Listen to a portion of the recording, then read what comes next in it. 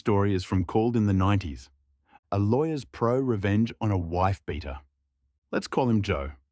I have to call him something, the man I ruined, but I can't call him by his real name, so let's call him Joe. Joe was a wife beater. I was hired by Joe's brother-in-law, the brother of the wife that Joe beat.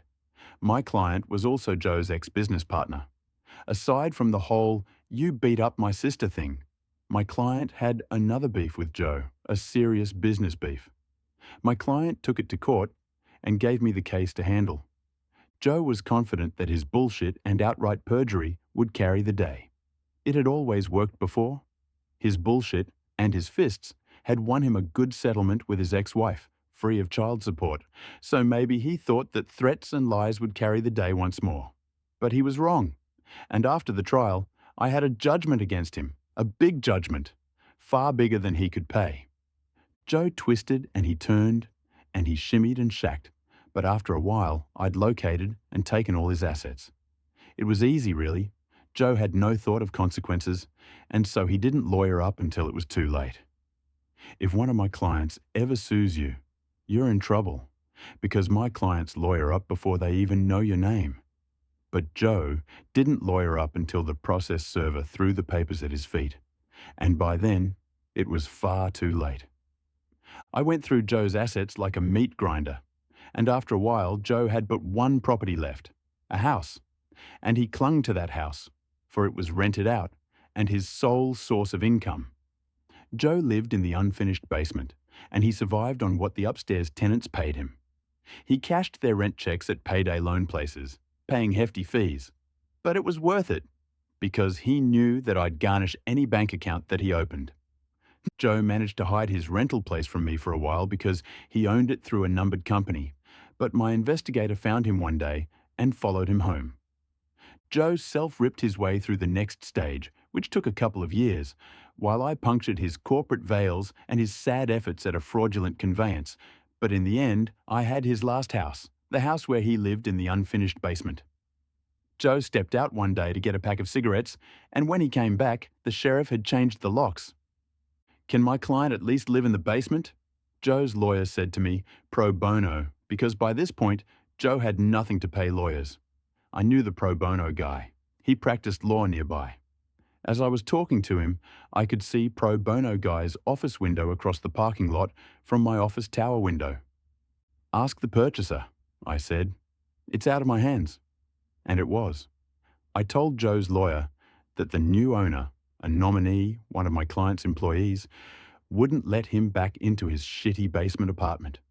Joe, a man who had owned this and that here and there, and all over town, had just lost the last thing he owned on earth.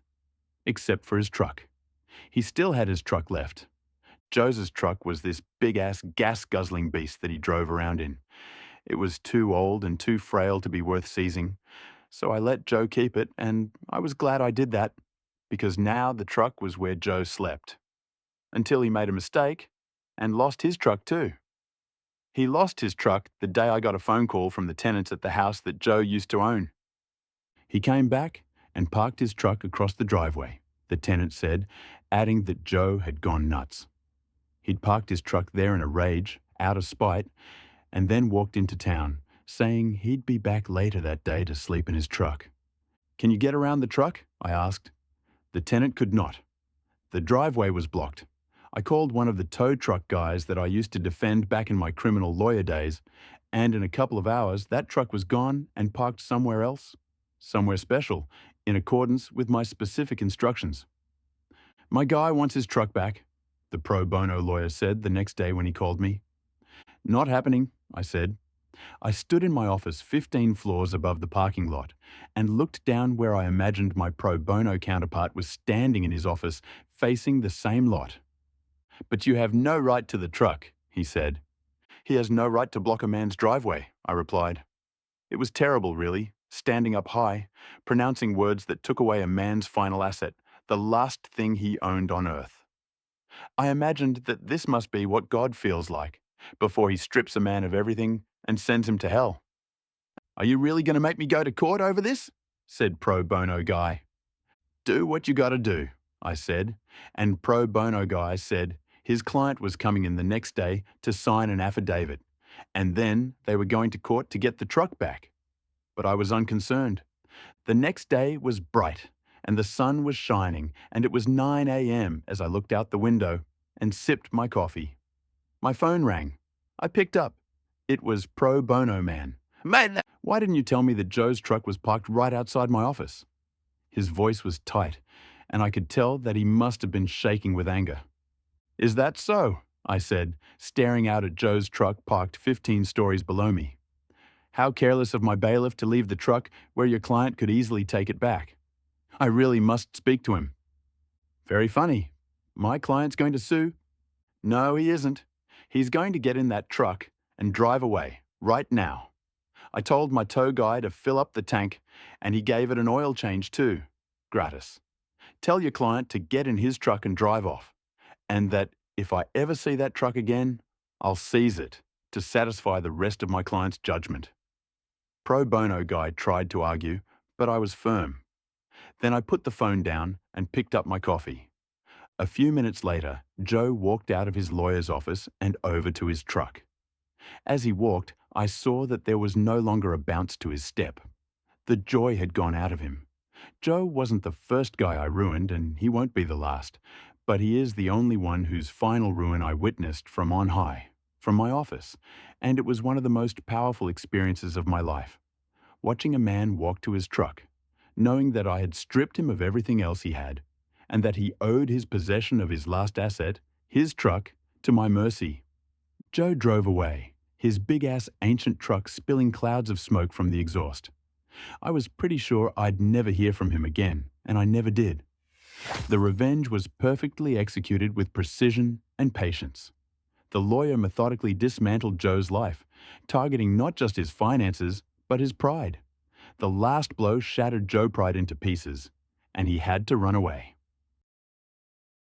The next story is from the Venetia.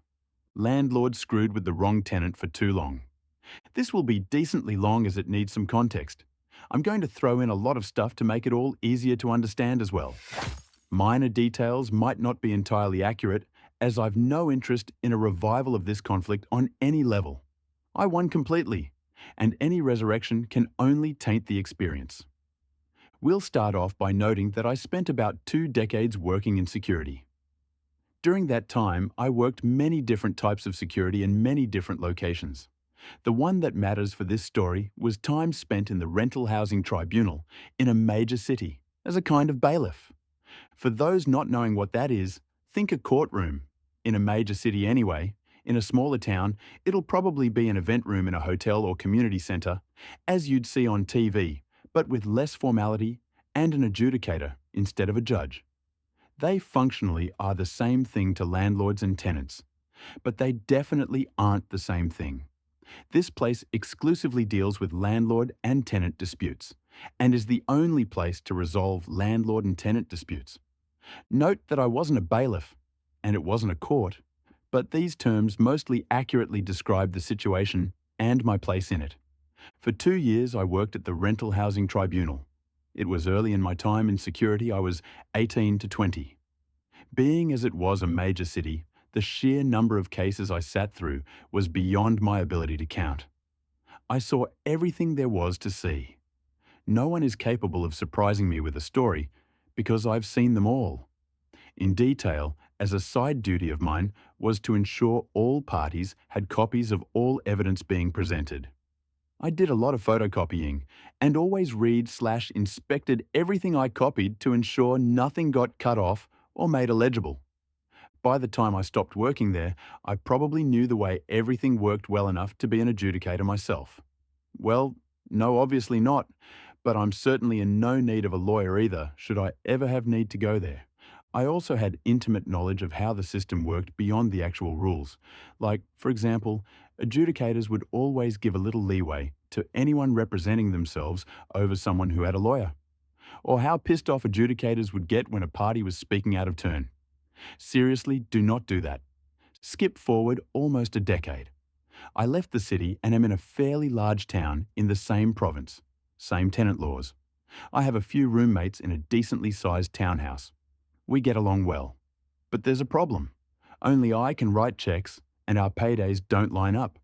So I'm the one who pays the rent, and I usually can't do it on the first because roommates don't usually all pay in time. We advise the landlord, we might be a day or two late, but we'll always have it by the third at the latest. They have no problem with it at all. I spoke to them myself. For about a year, this works fine. No complaints from landlord because even if we're often a day or two late, we always pay. We're also fairly quiet and don't damage the property. Nearly model tenants. I do not actually have any idea why, but one day this changed. I suspect a different person in the company started overseeing the region. One day, suddenly, we got a summons to the Rental Housing Tribunal, hereafter to be referred to as RHT, on the 2nd of the month for failure to pay rent. This doesn't actually lead to a case because we paid the same day. But now, we have to pay the application fee the landlord paid in order to serve the summons. I bitched to the neighbour, who was also the superintendent, and eventually heard back that their contact at the company was now demanding first of the month, no exceptions. Well, that really didn't work for us, so we probably had to pay that fee 15 to 20 times over the next 2 years. I could have gone to tribunal over it, but we were technically without a leg to stand on, and I knew it. Maybe if I went enough times, I can ding them for harassment, but I don't have time for that and my roommates don't care. After being split between us all, the fee wasn't enough deterrent to change our behaviour, so we accepted it.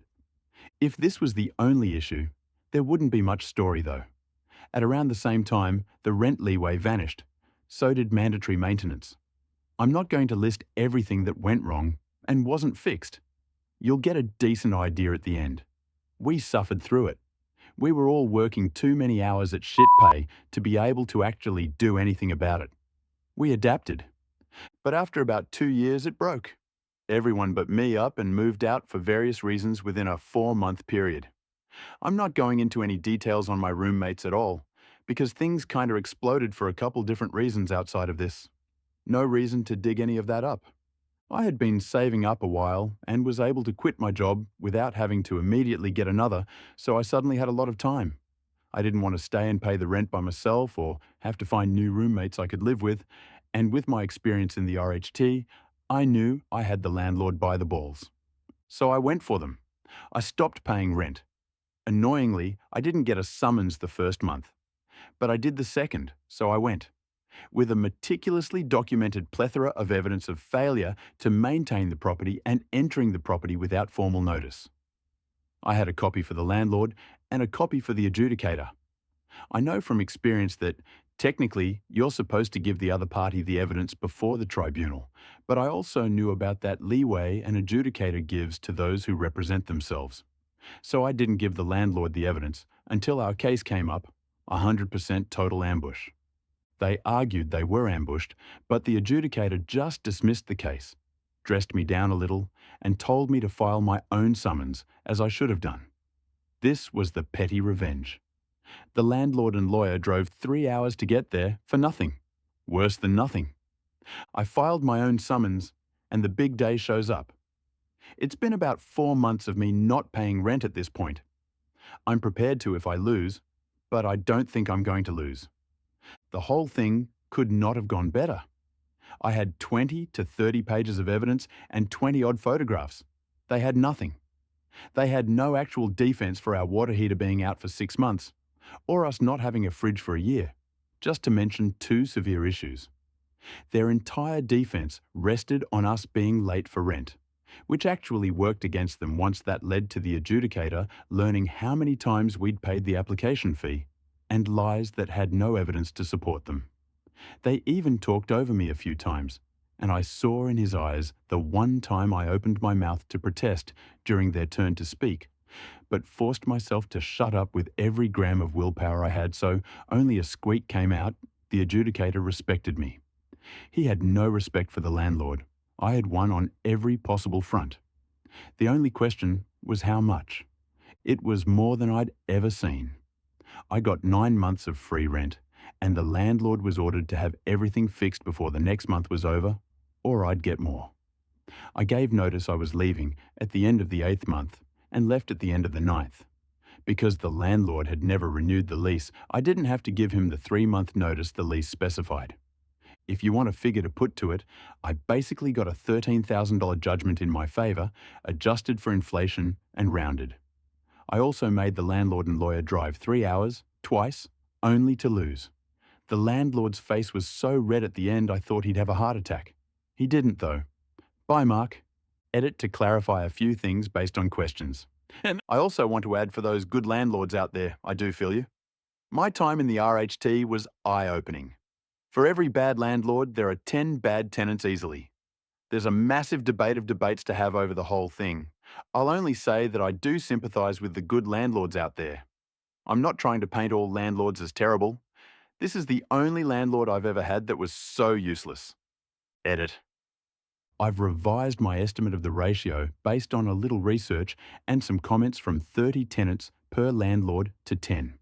I'm probably still wrong, but the sheer number disparity between landlords and tenants effectively requires there be more bad tenants than bad landlords, simply because there are so many more tenants than landlords. I'm going to leave it at that and just beg you not to rip me apart from either side. I'm intimately aware of the problems both good landlords and good tenants face, and my sympathy goes out to both sides. Wow, the revenge was perfect. The experience and patience of the OP paid off, and the terrible behaviour of the landlord finally forced him to pay $13,000, not to mention the embarrassment he faced in the end. Almost all landlords are the same.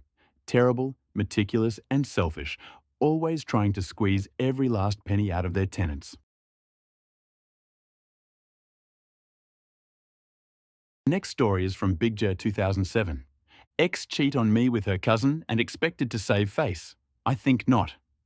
For context, it was her cousin-in-law. Let's start this story by saying this happened 12 years ago. I'm now happily married with 3 children and regret absolutely nothing. I was with my new ex for 3 years. I had noticed that she was being extremely controlling. I was expected to give every little detail of my day and tell her my schedule in advance, and if I deviated from that, she would be very upset. She chalked it up to just bad feelings she was having and shrugged it off as her paranoia for past relationships of infidelity. I had never once cheated or strayed, and I never gave her a reason to act like this. It felt unbecoming of my fiancé to act in such a way. Now, this is where it gets juicy. After she had asked for my schedule to make plans, as mine tends to be more hectic than hers, I noticed she was texting someone.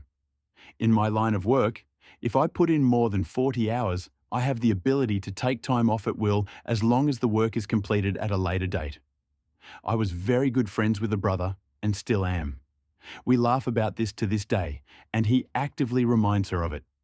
I messaged him stating I wanted to do something special for her a little bit earlier than our anniversary to make sure it was a special surprise.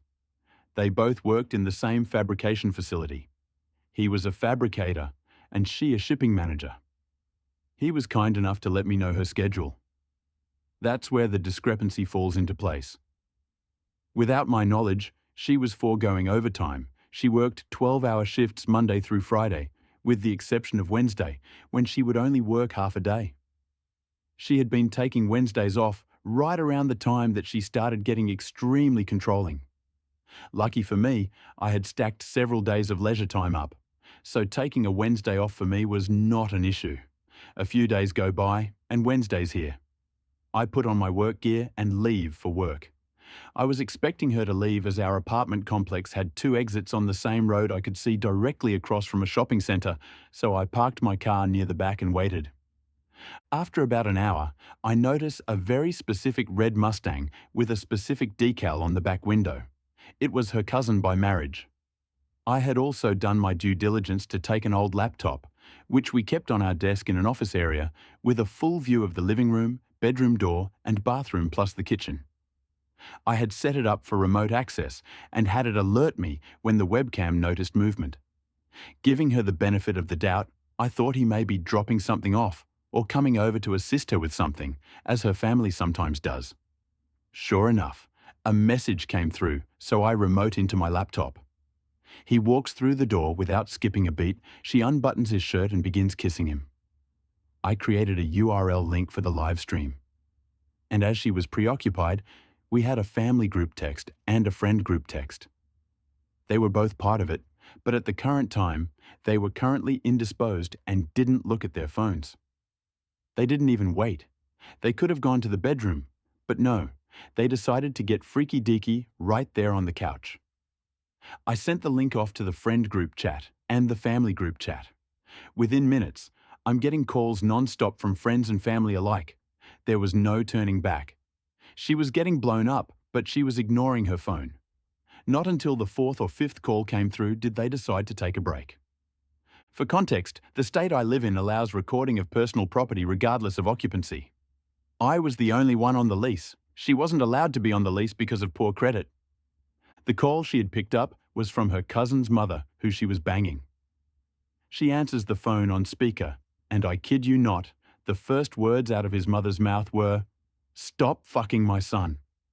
They both became rigid, and she began to stutter over her words, saying, "What are you talking about?" etc. The mother then divulged that there was a live feed of them sent out by me to her family. She grabbed every pillow off the couch and covered herself up.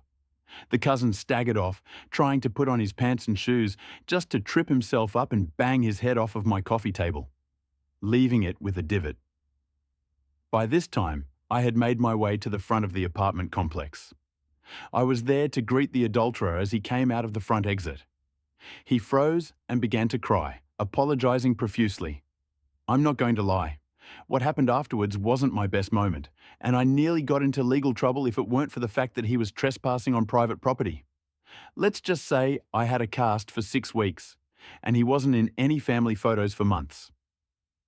I went up to the apartment, where she was now fully clothed and crying inconsolably. I asked her if it was snot or cum on her face. Then I told her not to answer because it didn't matter anyway. I gave her 1 hour to remove all her belongings, as again, everything in the apartment was mine except for clothes, some makeup, and a few kitchen utensils. Her mother would not let her move in, as she was just filled with embarrassment. Same for her brothers, and the cousin's mother kicked her son out. Rumour spread around our town very quickly, and for a lack of better words, she was untouchable. OP had a brutal revenge on his fiancée.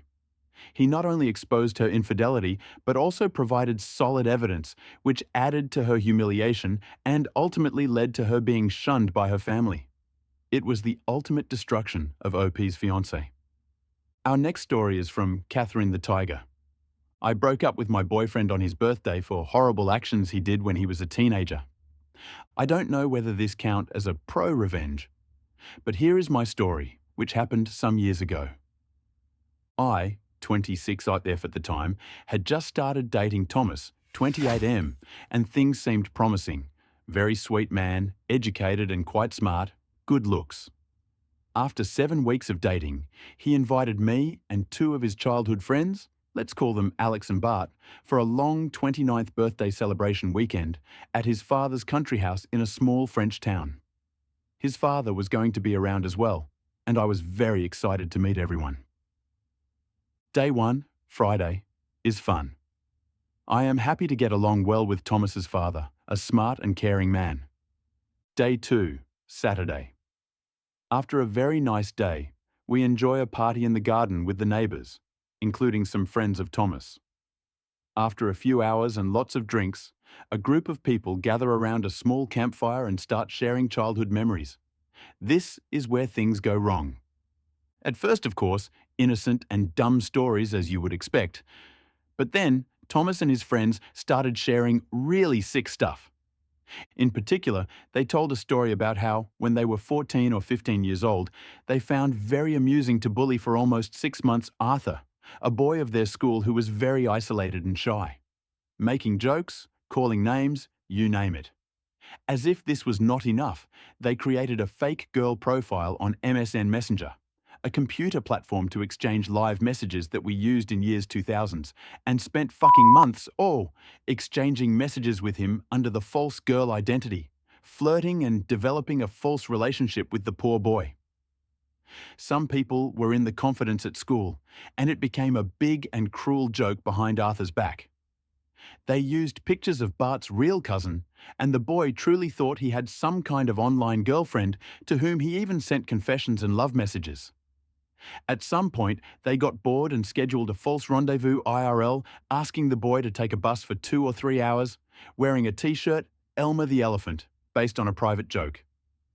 Obviously, there was no one waiting for him, and they did not know how long he waited over there, by himself. If Arthur had not already understood what was going on, he found out the next day at school after Thomas and Bart told the story to everyone and even shared the love messages that Arthur had been writing. The poor boy stopped coming to class and apparently changed school, and it is easy to imagine that this must have been extremely traumatizing to him. Do you think that Thomas, Alex and Bart had any bit of shame about it? Not a bit of remorse, in particular on Thomas and Bart's side. They kept making jokes about it and even seemed to regret that they were not good enough at being evil to convince the boy to send nudes or sexy pics. I don't even want to imagine what would have happened if he had done so. To say that I felt uncomfortable would be a gross understatement. I was absolutely horrified and started to despise Thomas more than anything. I was not the only one shocked. Thomas's father, who heard the end of the story, had the most disappointed look in the eyes. His stupid son was so drunk that he did not even notice it.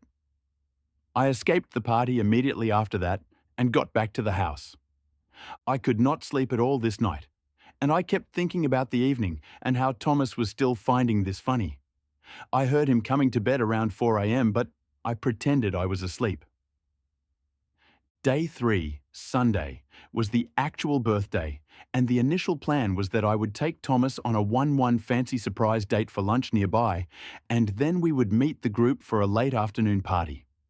But instead, I woke up very early on Sunday morning, took all my stuff in silence, and went alone to the train station where I took a direct train heading back to Paris.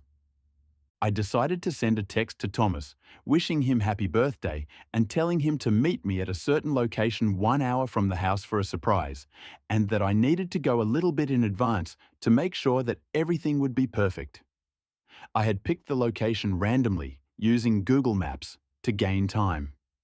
Thomas read the text around 10 a.m. when he woke up. He responded with excitement that he would follow religiously the instructions. When he arrived there at 12:30, I told him to wait further, as there was little delay on something. Then I asked him to meet me at a restaurant which was 30-minute drive from the initial location. When he arrived at 13:15, I texted him that I was on my way, would arrive in 20 minutes, and that he will understand when he sees me why I made him wait. I also asked him to order some food and the most expensive bottle on the menu. Around 13:30, he started calling me several times and sent a lot of worried texts, and after 45 minutes, I responded in French. So, how does it feel to have people play with your feelings? Then I stopped responding. I let him call and text the entire afternoon, but never responded. At some point, an unknown number called me. It was his friend Alex asking what was going on and that Thomas' birthday was completely ruined because of what I did. I just responded, "This is an extremely small payback for what you did to Arthur. Tell Thomas to stop calling me," and hung up. I blocked them. I still felt bad the entire evening, as I had started to grow attached to Thomas back then. The following days, a common friend called me to say that my reaction was completely absurd and unfair, that it was not my role to punish someone for actions they did as a teenager, that they were adult ways of saying things, and that I had been completely crazy. Only a few people supported what I did. Everyone else seemed to think that I was a bitch. Thomas tried to fix things and win me back for a few months afterwards. I never responded to any of his messages. I don't regret it.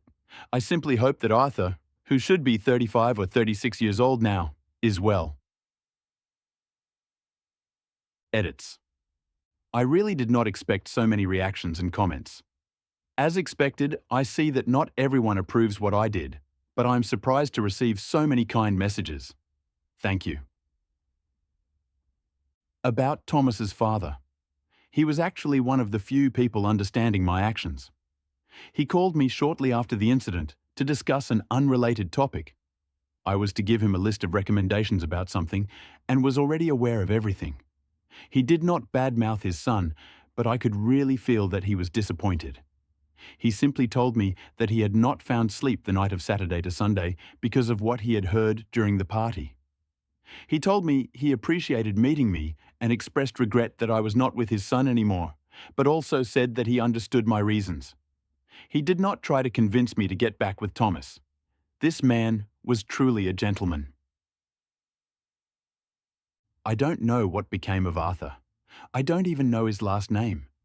I think that even if I had known his name, I would not have reached out to him by fear of making him remember things that he probably wants to forget.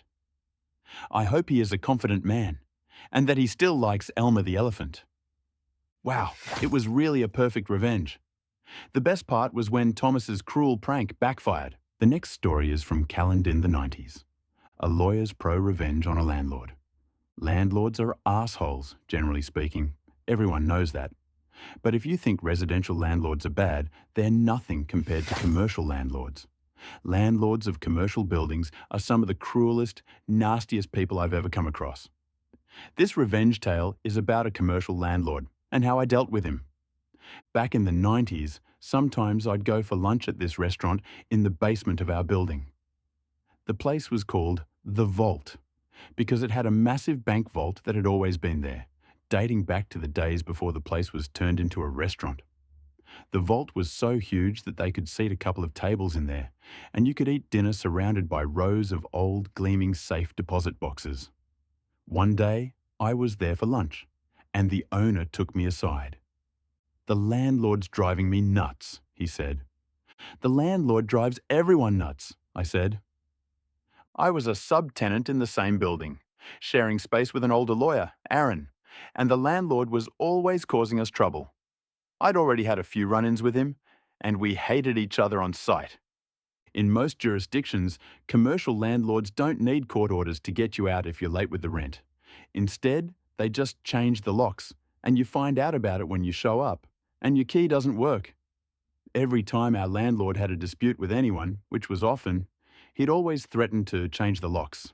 "He keeps demanding all this stuff for extra rent," the vault's owner said, "and it's really weird because a lot of it's really old." The restaurant owner showed me a letter the landlord had served on him earlier that day. I looked over the demand and read a list of expenses for snow removal and parking lot repair and common area flooring and all kinds of crap going back years. I read it all the way to the end, and there it was, the usual clause saying he was going to change the locks if the tenant didn't pay this and do that. From the wording of the demand, it looks like you've been fighting a while. Why did you wait before consulting a lawyer? I asked one of the lawyers I know, and he said it's hopeless. He told me the lawyer's name.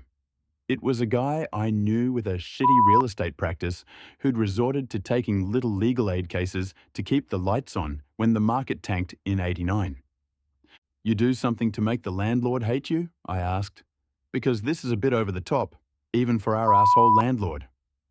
"He knows I'm moving the restaurant. I think he's trying to grab as much money as possible before I go. Plus, he's giving me grief over the vault." "He won't let you take it with you?" "Are you kidding? It weighs almost 100 tons, and I don't need it. But the lease says I have to remove it, and that I also have to restore the building to what it was before there was a vault. That would cost a fortune. The asshole landlord says if I leave the vault behind when I move, he'll sue." "Send your lease up to my office and let me look it over," I said. I finished my lunch, and when I got back to my office, the lease was waiting for me. It was just as bad as the restaurant owner said. The lease was a renewal of an assignment of a renewal, the original documents dating back to the shortly after World War II when a bank first leased the place and the vault was installed. Somehow, the landlord had suckered the restaurant into taking over a lease that left him liable to remove a bank vault at the end of term. No big deal, I thought. The restaurant can default, and all the landlord can do is sue a shell company. But when I got to the last page of the lease, there was a guarantee clause. The restaurant owner had personally guaranteed the lease, and he was on the hook for removing a vault weighing 100 tons and then fixing the place up. It would cost a fortune. The case was hopeless, of course. That was obvious right away. But then I thought about the asshole landlord with his demands and his threats and his rent hikes, and I asked my brain to do me a solid, which it promptly did. I picked up the phone and called the restaurant owner. "I'm fucked, right?" he said. "You're calling me to say there's no way out. That's what my commercial lawyer already said, but I just thought I'd ask. I can save you, but it's going to cost." "How much?" "5,000 in legal and another G note for the agent." "Agent? What kind of agent?" "Real estate. Send up a check, certified, and leave the rest to me." The check hit my desk in less than an hour. I went to Aaron's office. "I need a real estate agent," I said. "You buying a house?" "Nope." "Selling a house?" "Nope." By this point, I'd been sharing space with Aaron for almost 5 years, and he knew me pretty well. "You pulling one of your stunts again?" he asked. "Yup, but nothing that will get you into trouble." "I know a guy," he said. Aaron knew all kinds of guys, and that's one of the reasons he eventually got disbarred. But he knew a guy, and he gave me the agent's name and number, and the next day I paid the agent a visit. I told him what I needed, and we agreed to terms. I gave him some papers and the cash for his fee. A few days later, I was again at the vault for lunch. The owner saw me walk in and greeted me himself. "The landlord's here," he said. "Why?" "For lunch and to be an asshole. Let's sit in the vault room so I don't have to look at his face." He took me to the vault room, and with the door almost completely closed, we had a consultation while we ate pasta and drank red wine. "We're making demand on the landlord," I said, munching on spaghetti carbonara. "Demand? What are we demanding?" I pulled a document out of my briefcase and passed it to him while I sipped my wine. "We're demanding that the asshole landlord release all the restaurant equipment, all the fixtures, the ovens, the freezers, the ventilation, everything you need to run a restaurant. The lease exempts all that stuff. He can't stop me taking what I want. The only thing that matters is the vault. And of course, I don't want that." I shook my head. "You need the vault," I said, "and we're demanding that he release the bank vault as well.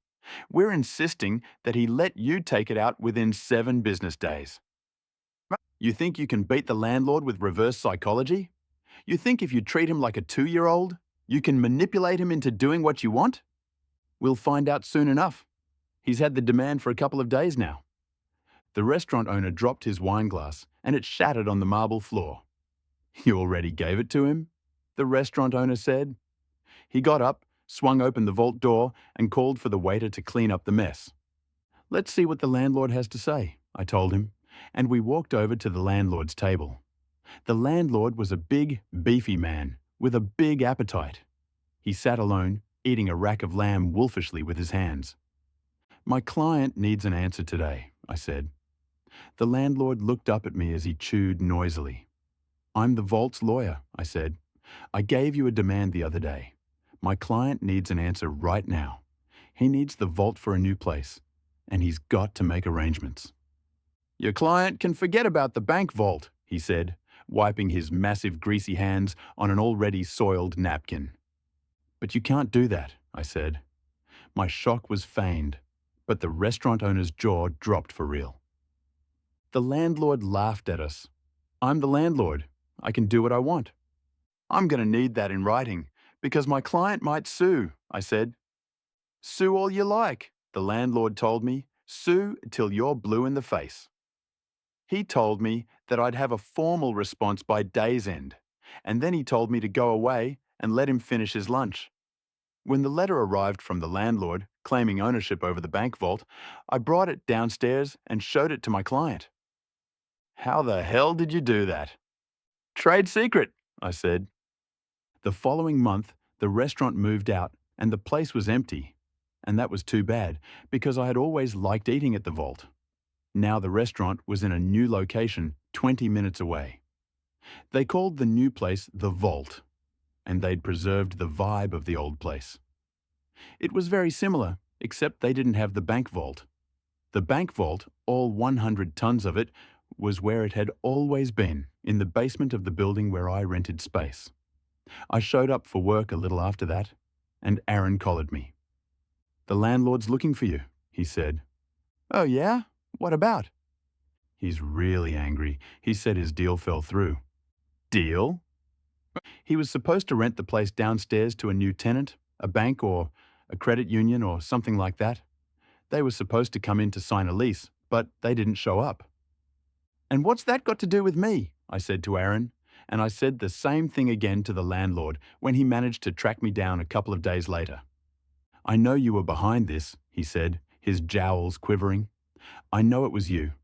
That offer from the agent, it was all bullshit. Just a trick to make me keep the vault so that your client could sneak out of the place and leave that fucking bank vault behind. I'm gonna sue. If you're looking for counsel, I think I'm going to have to declare a conflict. I'm gonna sue the restaurant and that agent, and I'm gonna sue you. He stormed off, but the landlord didn't sue. Of course he didn't. He didn't have a contract to sue on, only a vague letter of intent that I'd drafted, enough to hook a greedy landlord who was used to having his way. The offer he'd received was non-binding, incapable of acceptance without the signing of a formal lease, which of course never got signed. When I left Aaron's place a year later, the downstairs was still unoccupied, with a sad "for rent" sign sitting in the window, starting to look faded. It was a perfect revenge. By drafting a non-binding letter of intent and demanding the removal of the massive bank vault, the lawyer tricked the landlord into insisting on keeping it. The landlord's arrogance led him to block the restaurant's escape plan, thinking he was winning, only to be left stuck with the immovable vault. This clever maneuver prevented the landlord from leasing the space, costing him a lucrative deal and leaving the property vacant. It was a masterstroke of legal manipulation that turned the landlord's cruelty back on him, leaving him powerless. Story for this video is from Campfires in Conifers. An attorney's dream case, my parents versus the bank. In 1973, my parents had enough money to build a little ranch house in the country. The small bank in town approved the mortgage and the bank signed a contract to give Bob the money to build the house. Bob, as it turns out, was overbooking himself all over town, leaving his clueless minions to do the actual work. The build took longer and longer, with more and more work having to be ripped out and redone. We're not talking about using the wrong color paint or nailing up some wonky trim here. The architect forgot to fully erase a line on the blueprints, and the framers built a wall through the bathtub. My mother was told, don't put anything heavy in the kitchen cabinets. BC, they were attached to the drywall, not the studs, using a few roofing nails through the back of each cabinet. The garage door opening was framed into the living room instead of towards the driveway. And so on. When the bank's representative showed up for the final inspection, my parents met him in the front yard and refused to sign off on Bob's work. Then, representative became angry, as the bank had paid Bob a lot of money. He strode to the front door and pulled on the doorknob, whereupon the entire door, casing included, fell on him. It had simply been wedged, not nailed, into place. The bank called Bob, who finally showed up to supervise the work himself. The only problem was that Bob wasn't any better at building a house than his minions were. My parents still refused to sign off on the house. My mother was a Sam in a nasty rental with 2 tiny children, while my dad was working 2 jobs while this was going on. Throughout the entire process, the bank and Bob treated them very poorly, bullying my mom and lying to my dad. What should have been an exciting time for my parents was ruined. My mom cried a lot. My dad got depressed. Finally, the bank threatened my parents with foreclosure, and Bob threatened to sue my parents for breach of contract BC. The bank refused to pay him any more money. So my exhausted parents went to an attorney and gave him the rundown. Plumbing, electrical, tiling issues, the whole sorry mess. My parents were scared. All they had was their small down payment savings, so if this became a lengthy court battle, the bank and Bob would win. The attorney, Tom, was kind, but my dad said he could tell that he and Mom were doomed from Tom's facial expressions as he sorted through the paperwork. Then, abruptly, Tom smiled. "Let's get everyone together for a meeting," he told my parents. "Tomorrow." So my parents, Tom, the bank's representative, The bank's attorney, Bob, and Bob's attorney met at the bank. Tom didn't give anyone else time to begin. He said, "Well, my clients have decided that they no longer want this house. Please remove it." Everyone else started to laugh. "Remove it? Have you lost your mind?" Tom, in a sweeping, theatrical gesture, placed a deed on the table. "My clients own the land the house is sitting on outright. They no longer want the house. Get the house off my client's land." Bob's attorney stared at the deed and then turned and stared at Bob. "You built a house on land you don't own?" Bob nodded. The bank's attorney started yelling at the bank's representative. "You didn't finance the land. The house is on." The representative stammered. No," Tom said firmly. "As I said, gentlemen, you're trespassing on my client's land. I expect the house to be removed and the land returned to its original state, at once." My dad said he'll remember the blank looks everyone on the other side of the table passed to one another for his whole life. Sure, the bank could foreclose on a house that wouldn't exist by the end of the week, with no way to recoup the money. They didn't even own the land it was on. Bob was out the 50% he'd paid out of pocket, plus he was on the hook for tearing down the house and removing it. On top of that, the bank would undoubtedly want him to repay the initial 50% they'd given him. Could they have gone after my parents? Sure. A foreclosure would have meant bad credit for my parents moving forward. They might lose their down payment. But to sign off on the house in its condition at that time would have meant thousands and thousands of dollars in cash to repair everything from the roof to the basement before the house could be safely lived in. The bank knew my parents didn't have that kind of money. They're the ones who approved the mortgage. Suddenly, my parents were good people. It was all such a misunderstanding, and the bank and Bob couldn't do enough for them. The house was brought in line with the original blueprints and specifications immediately, at no extra cost to my parents, but at considerable cost to Bob. My parents signed the mortgage. Bob got the rest of his money, and just about broke even on the build. The bank's representative was fired, and Tom, attorney extraordinaire, got a stinging tale of triumph to recall to fellow attorneys for the rest of his life. Before you question this tale, please remember that 1973 was 50 years ago. Banks did things differently back then. Smaller rural banks in particular were not run the same way the bigger city banks were. There were far fewer federal regulations, and in a smaller community, people didn't always follow them anyway. I'm pretty sure they don't always follow them now. Yes, they built a wall through the bathtub. No, I'm not making that up. I even left out how a plumber left his lunch bag on a partially built kitchen cabinet. But the cabinet maker didn't feel it was his job to move the bag, so he left it there and built the rest of the cabinet around it. I don't know where Bob found these people, but they were gems, every one of them. Says, it. I must admit that I'm immensely surprised at the traction this story has gotten. The bank and Bob put together very poorly written and pretty much unenforceable contracts. My parents' attorney figured this out, and the bank and Bob had to back off. I thought this was interesting, but surely not the one and only time this happened. Aren't contracts being written all the time by clueless people? Is this really that unique? I guess we should be glad it is. Thanks for reading. The revenge was brilliant and perfectly executed. OP cleverly and with deep insight turned the tables to his client's advantage. Finally, Bob lost money. The bank fired their representative, and Tom turned a hopeless case into a triumphant win. Pro-revenge story by On This Our Day. Oh, I played the long game. I am by no means an expert, or pro, at revenge, but I am a patient person. I disclosed this to a friend, and they directed me here. Throwaway for obvious reasons. It's a long read, but the setup and backstory are important. 7 years ago, I was lucky enough to be able to buy my own place. I had saved for 10 years, worked my ass off, and I was so happy to be able to have a place to call my own.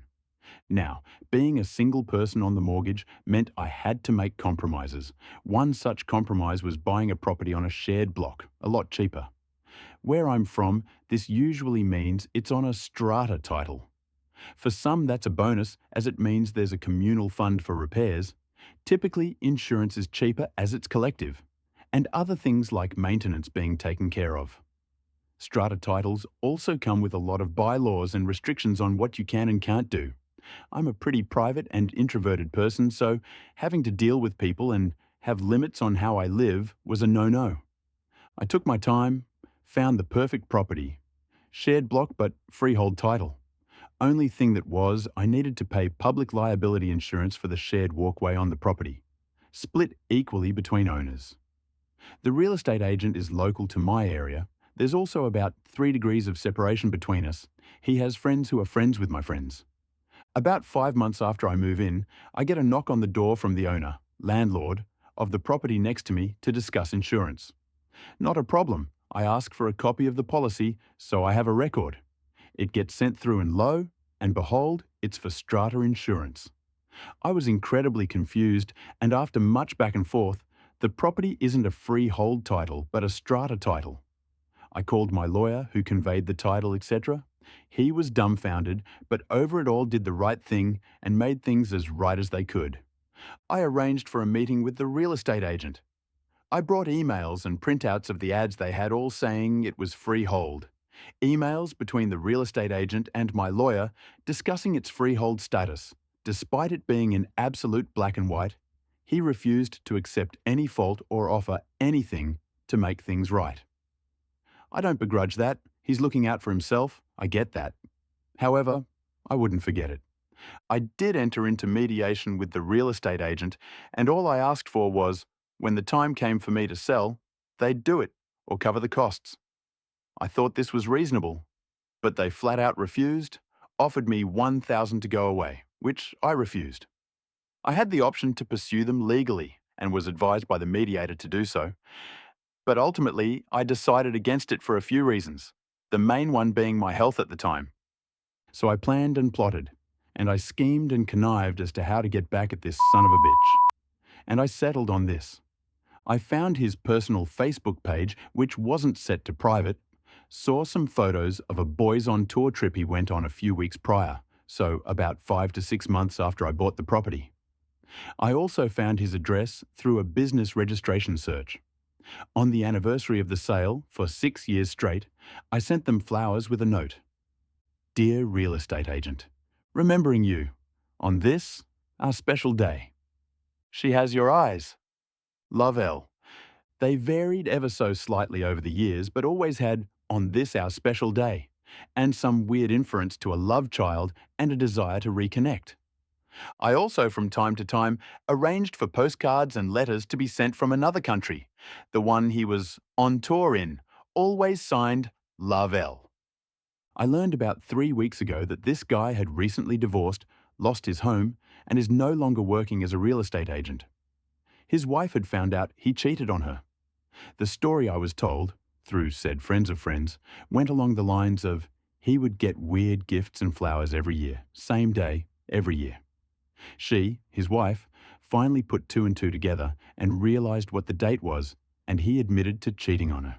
Now, I didn't mean for this, but it turns out a year before I bought my house, he had gone on holiday, came back with an STD, gave it to his wife, but somehow convinced her that it wasn't him. As such, our special day turned out to be right around the time he'd have been balls deep, sans condom, in someone who wasn't his wife, only 1 year earlier. He's apparently lost his house, half his retirement savings, and also his business. I do feel a little bit guilty about all of it sometimes, but then I'm reminded that he's a scumbag, and that karma, like me, is a patient, spiteful, and vengeful bitch. The revenge was very patiently and subtly executed to just fit the estate agent's timeline of infidelity. By sending flowers and strange notes each year, OP sown a seed of doubt and suspicion in his personal life that finally led his wife to uncover his betrayal. It was a type of poetic justice, the timing unintentionally right, exposing him to his past misdeeds and bringing him to divorce, financial ruin, and career demise. While the plan wasn't meant to ruin his life, it acted as a potent reminder of how karma works in its sweet time. Our story is from Adorable-Work 8442. I blew up a romance scammer's life, This one is fresh and still unfolding, but it's already hit an explosive level. Some details intentionally vague. Context: I'm a woman in my 30s with a reasonably good corporate type job in a field with lots of room for growth, and am recently back into the dating scene after a decade. I'm kind of a would be a 10 if she lost 30 lbs looking girl, beautiful face if a bit chubby, but I never have issues getting a date. I'm not well off, but I'm stable and have a bit of spending money. I live in a large multicultural city, and my ex was an immigrant, so I'm open to dating people of any origin. What happened? A few weeks ago, I met a very charming man from a Latin American country only a couple years younger than me.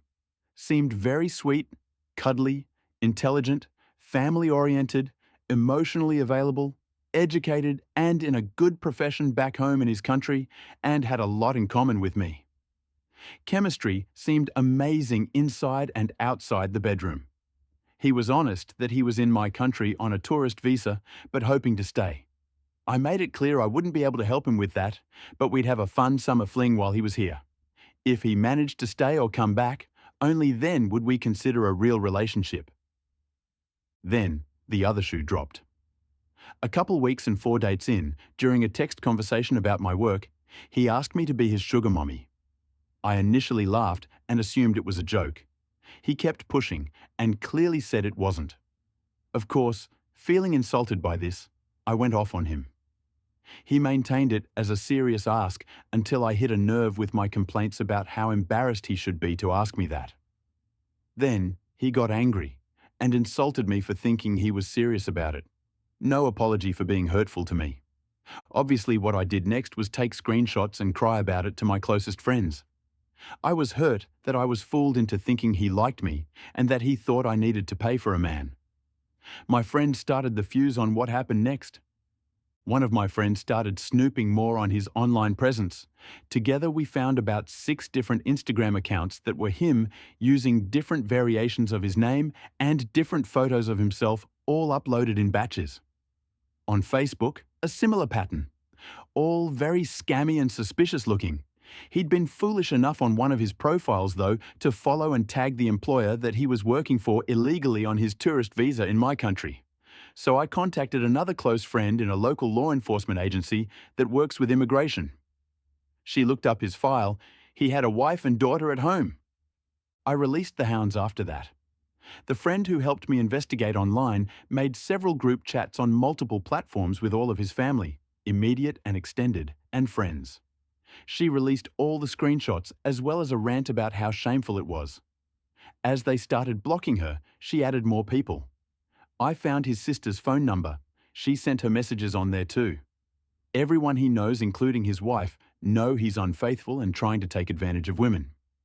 30 minutes after the online bombardment started, I got a rude message from him about how I should be smart enough to know he was joking and he doesn't need to sell himself. I didn't reply. Next step?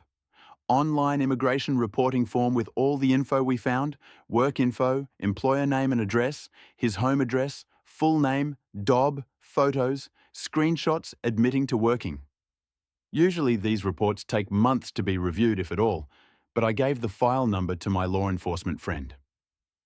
2 days later, law enforcement officers visited him at home. They found him with a phone number that was issued to a local resident. All his roommates also had numbers issued to the same person, a direct link to the employer. He received a caution for trying to scam me, a no-contact order, and a flag on his immigration file that, based on his country of origin, will likely mean he can never return, as well as a strict warning to not work without authorization. His roommates also received warnings. His employer received a visit next. They found significant proof that they'd been employing him illegally, as well as multiple other people. Their investigation is still ongoing, but so far they are likely to receive tens of thousands in fines or possible jail time. The guy isn't getting deported because the government would have to pay for it, and proceedings take longer than his remaining visa time. But he's now upgraded from a flagged file to a multi-year ban on re-entry to my country. If he bothers me again, though, he will be deported as well. Hope he enjoys going back to his angry wife and the ridicule from everyone he knows. See you again? Never. Edit. The comments on my appearance are a tongue-in-cheek way of describing how he may have viewed me and speak more to his failure to select the correct victim profile. It's not that deep, and I don't really care about my appearance very much. Relax a bit, peeps. A really devastating revenge. By exposing the fake profiles and illegal activities of the scammer, OP destroyed his career by getting immigrated banning him, and she also destroyed his image in his family. It was really an ultimate destruction. Pro revenge story is from PJ Murphy. Not going to pay overtime? Think again. TL. Dicta don't mess with the IT guy. I was discussing this sub with a good friend, and he said, "Boy, have I got a story that'll fit." It wasn't his story, but his brother's, and I sat with him and got the details. Buckle up, it's a good one. And a long one. Let's call him Bob. Bob has been fiddling with computers since he was a kid and knows them pretty well. As with most IT people, he's moved from job to job. The employer he worked for was a service/distribution company, and there were 2 IT employees. The company was located in Ontario, Canada. About 3 years ago, Bob's employer decided to modernize their software. They had separate programs for dispatching, for inventory, for payroll and finances, and it was complicated moving information from one program to the other. They decided to get an ERP, Enterprise Resource Planning program, and Bob recommended one that he knew inside out from a previous employer. For those of you who don't know, an ERP program handles everything: purchase orders, sales, inventory, personnel, vendors, customers, and all of it. You can run a report and find out which customer has bought the most Part ABC in the last year, which salesman has improved his numbers the most, which vendor has the fastest delivery time, which shipper packed the most orders. Everyone in the company used the ERP program, but it was very complicated, and they used the aspects of it that related to their position. For example, the receiver would accept a shipment, verify the quantity, confirm it was received, and the inventory stats would be available to the salespeople if they wanted to look up how many were on hand. The receiver didn't care what the price was or who the vendor was, he just did his job. Bob was run ragged during the implementation process, but he managed to train most of the employees on their aspects, and after a few months, everything was running fairly smoothly. Bob still got tickets for tweaks in the operation of the software and occasional hardware IT issues. Then the company decided to expand their footprint and was marketing into different time zones. That messed things up. Atlantic Canada is 90 minutes early, so if someone sent an email or an order at 8 a.m. their time, it would arrive at 6:30 a.m. Ontario time. Pacific Canada is 3 hours late, so an email sent at 3 p.m. Vancouver time would arrive at 6 p.m. This stretched out the day. So many staff came in early and worked late. Bob would arrive at 8 a.m. and there would be people that demanded his immediate assistance and were annoyed that he didn't respond instantly, even though their request was submitted before his start time. Same with late in the day. His phone would ring at dinner time with people that wanted help right now. They decided to stagger his and his IT colleagues' shift times. Bob would start at 6 a.m. and work till 2:30, and his colleague would start at 10:30 a.m. and work till 7 p.m. Bob's colleague had kids and refused the shift change. The employer insisted, the colleague quit. That meant that Bob was the only person in the IT department. The employer said they would look to hire a new IT guy, but they had trouble finding one that knew the ERP system, and they were offering well under a market value salary. Bob asked for a raise and was denied.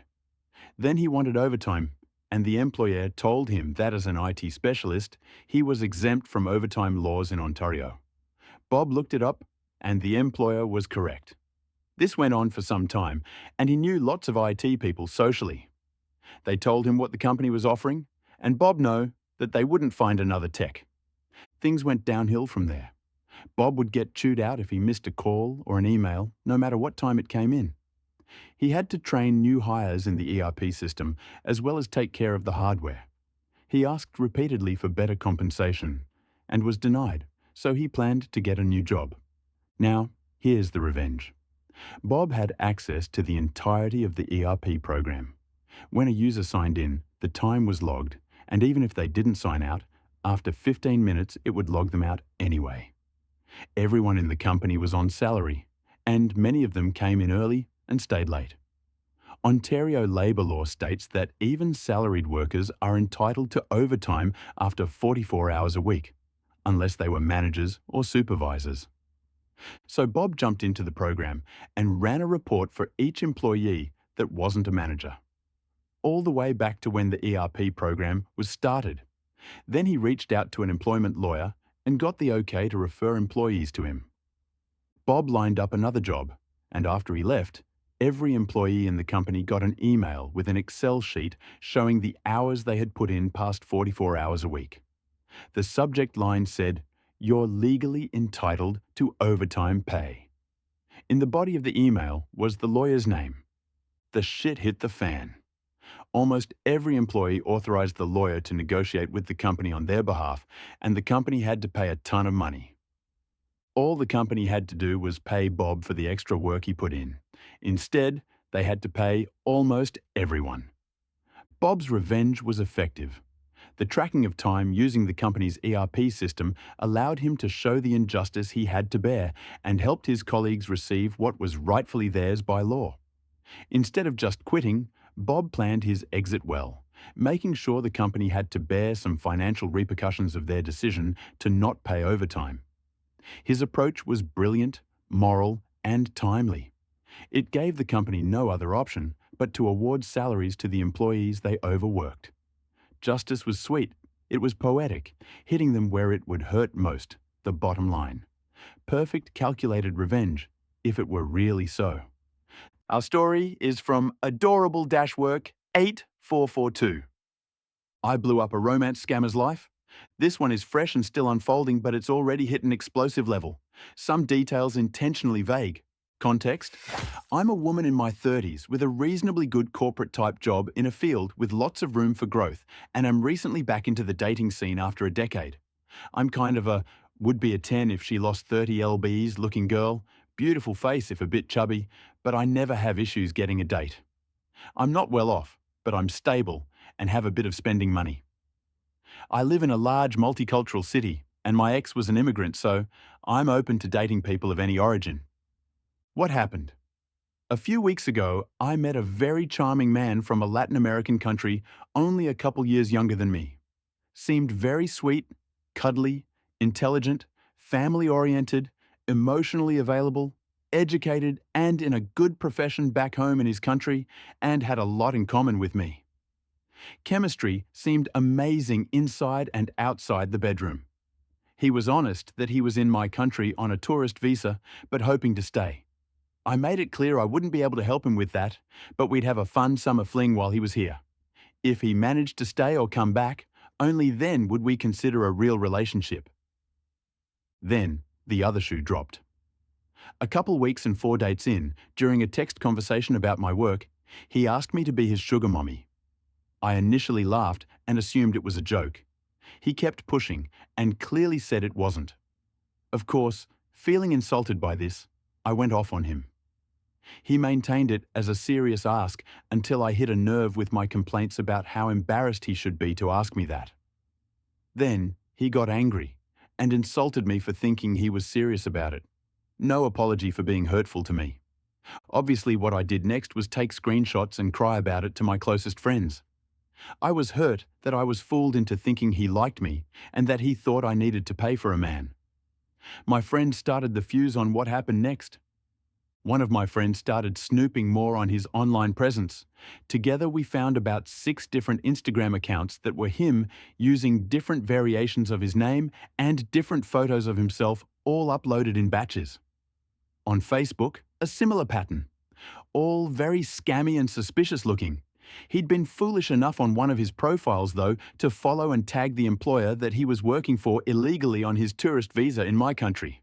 So I contacted another close friend in a local law enforcement agency that works with immigration. She looked up his file. He had a wife and daughter at home. I released the hounds after that. The friend who helped me investigate online made several group chats on multiple platforms with all of his family, immediate and extended, and friends. She released all the screenshots as well as a rant about how shameful it was. As they started blocking her, she added more people. I found his sister's phone number. She sent her messages on there too. Everyone he knows, including his wife, know he's unfaithful and trying to take advantage of women. 30 minutes after the online bombardment started, I got a rude message from him about how I should be smart enough to know he was joking and he doesn't need to sell himself. I didn't reply. Next step? Online immigration reporting form with all the info we found, work info, employer name and address, his home address, full name, DOB, photos, screenshots admitting to working. Usually these reports take months to be reviewed, if at all, but I gave the file number to my law enforcement friend. 2 days later, law enforcement officers visited him at home. They found him with a phone number that was issued to a local resident. All his roommates also had numbers issued to the same person, a direct link to the employer. He received a caution for trying to scam me, a no-contact order, and a flag on his immigration file that, based on his country of origin, will likely mean he can never return, as well as a strict warning to not work without authorization. His roommates also received warnings. His employer received a visit next. They found significant proof that they'd been employing him illegally, as well as multiple other people. Their investigation is still ongoing, but so far they are likely to receive tens of thousands in fines or possible jail time. The guy isn't getting deported because the government would have to pay for it, and proceedings take longer than his remaining visa time. But he's now upgraded from a flagged file to a multi-year ban on re-entry to my country. If he bothers me again, though, he will be deported as well. Hope he enjoys going back to his angry wife and the ridicule from everyone he knows. See you again? Never. Edit. The comments on my appearance are a tongue-in-cheek way of describing how he may have viewed me and speak more to his failure to select the correct victim profile. It's not that deep, and I don't really care about my appearance very much. Relax a bit, peeps. A really devastating revenge. By exposing the fake profiles and illegal activities of the scammer, OP destroyed his career by getting immigrated banning him, and she also destroyed his image in his family. It was really an ultimate destruction. Our next story is from Big J 2007. Ex cheat on me with her cousin and expected to save face. I think not. For context, it was her cousin-in-law. Let's start this story by saying this happened 12 years ago. I'm now happily married with 3 children and regret absolutely nothing. I was with my new ex for 3 years. I had noticed that she was being extremely controlling. I was expected to give every little detail of my day and tell her my schedule in advance, and if I deviated from that, she would be very upset. She chalked it up to just bad feelings she was having and shrugged it off as her paranoia for past relationships of infidelity. I had never once cheated or strayed, and I never gave her a reason to act like this. It felt unbecoming of my fiancé to act in such a way. Now, this is where it gets juicy. After she had asked for my schedule to make plans, as mine tends to be more hectic than hers, I noticed she was texting someone. In my line of work, if I put in more than 40 hours, I have the ability to take time off at will as long as the work is completed at a later date. I was very good friends with the brother, and still am. We laugh about this to this day, and he actively reminds her of it. I messaged him stating I wanted to do something special for her a little bit earlier than our anniversary to make sure it was a special surprise. They both worked in the same fabrication facility. He was a fabricator, and she a shipping manager. He was kind enough to let me know her schedule. That's where the discrepancy falls into place. Without my knowledge, she was foregoing overtime. She worked 12-hour shifts Monday through Friday, with the exception of Wednesday, when she would only work half a day. She had been taking Wednesdays off right around the time that she started getting extremely controlling.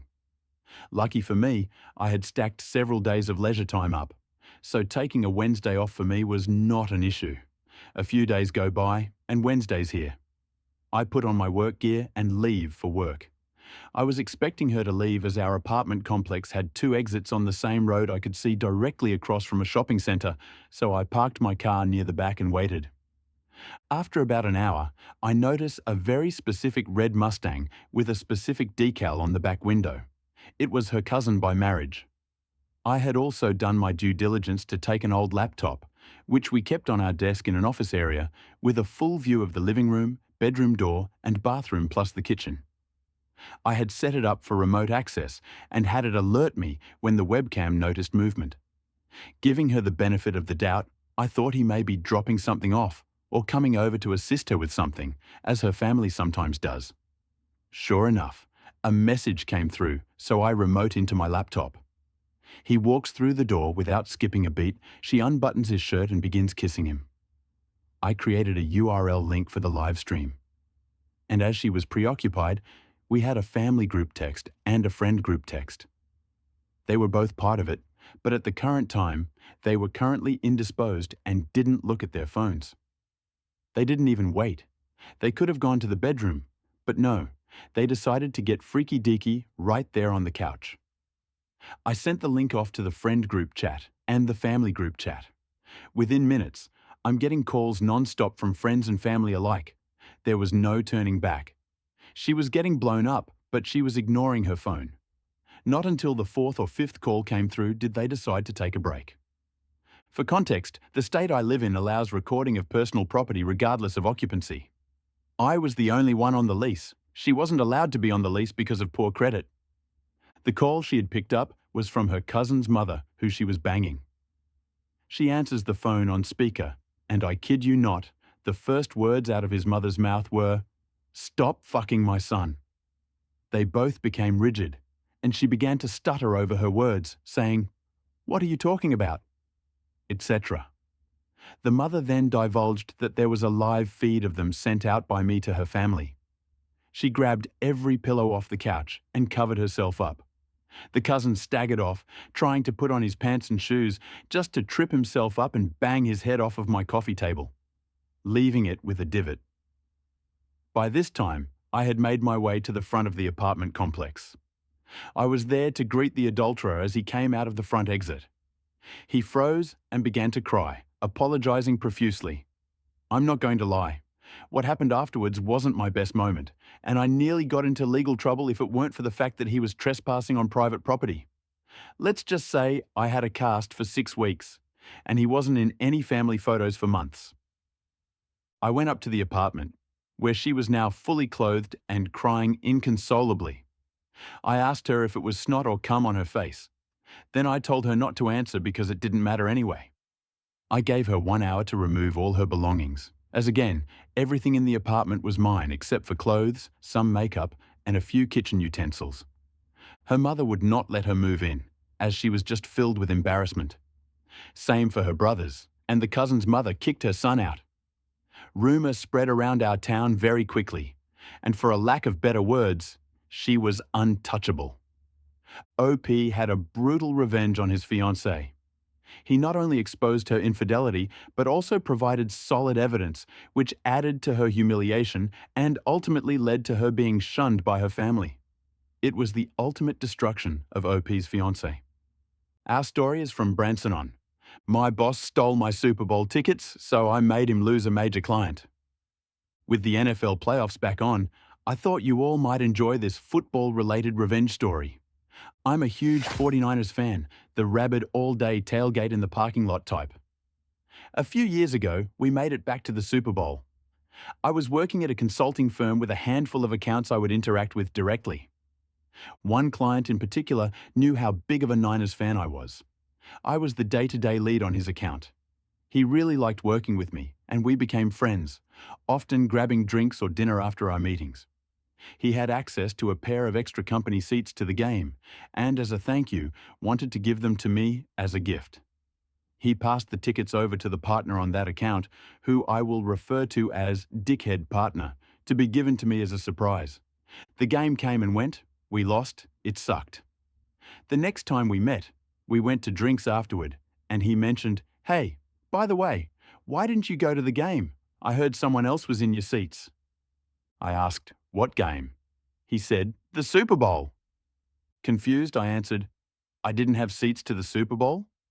He told me that he gave dickhead partner a pair of his company tickets for me as a gift so I could attend. I had zero idea what he was talking about. He looked shocked, told me to quietly ask around about it and get back to him. When I was back in the office the next week, I found out through one of the secretaries that dickhead partner had given a pair of Super Bowl tickets to another one of his clients as a gift from our company. I might have let this sort of thing go to keep the peace under different circumstances, but these were seats on the 30-yard line to see the fucking 49ers play in the Super Bowl. I was pissed. I considered confronting dickhead partner myself, but realized it was the client who had noticed I wasn't there in the first place, so if I let him handle it, there would be no blowback on me. So I texted him, "Hey, I just wanted to thank you so much for thinking of me with those seats. It appears that they were given to another one of our firm's clients." He texted back right away, in all caps, "Are you shitting me?" And then, "Pretend I never told you, let me handle."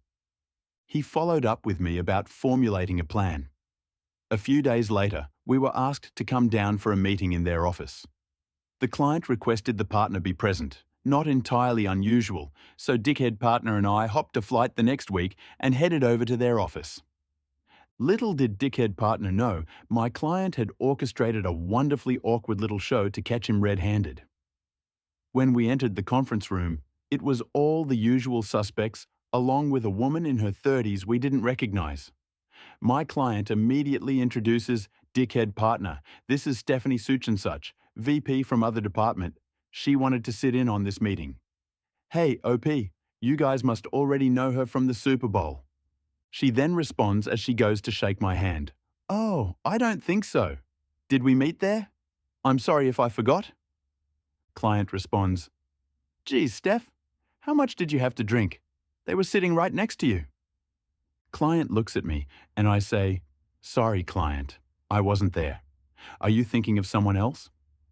At this point, dickhead partner is looking visibly uncomfortable, probably trying to come up with an excuse.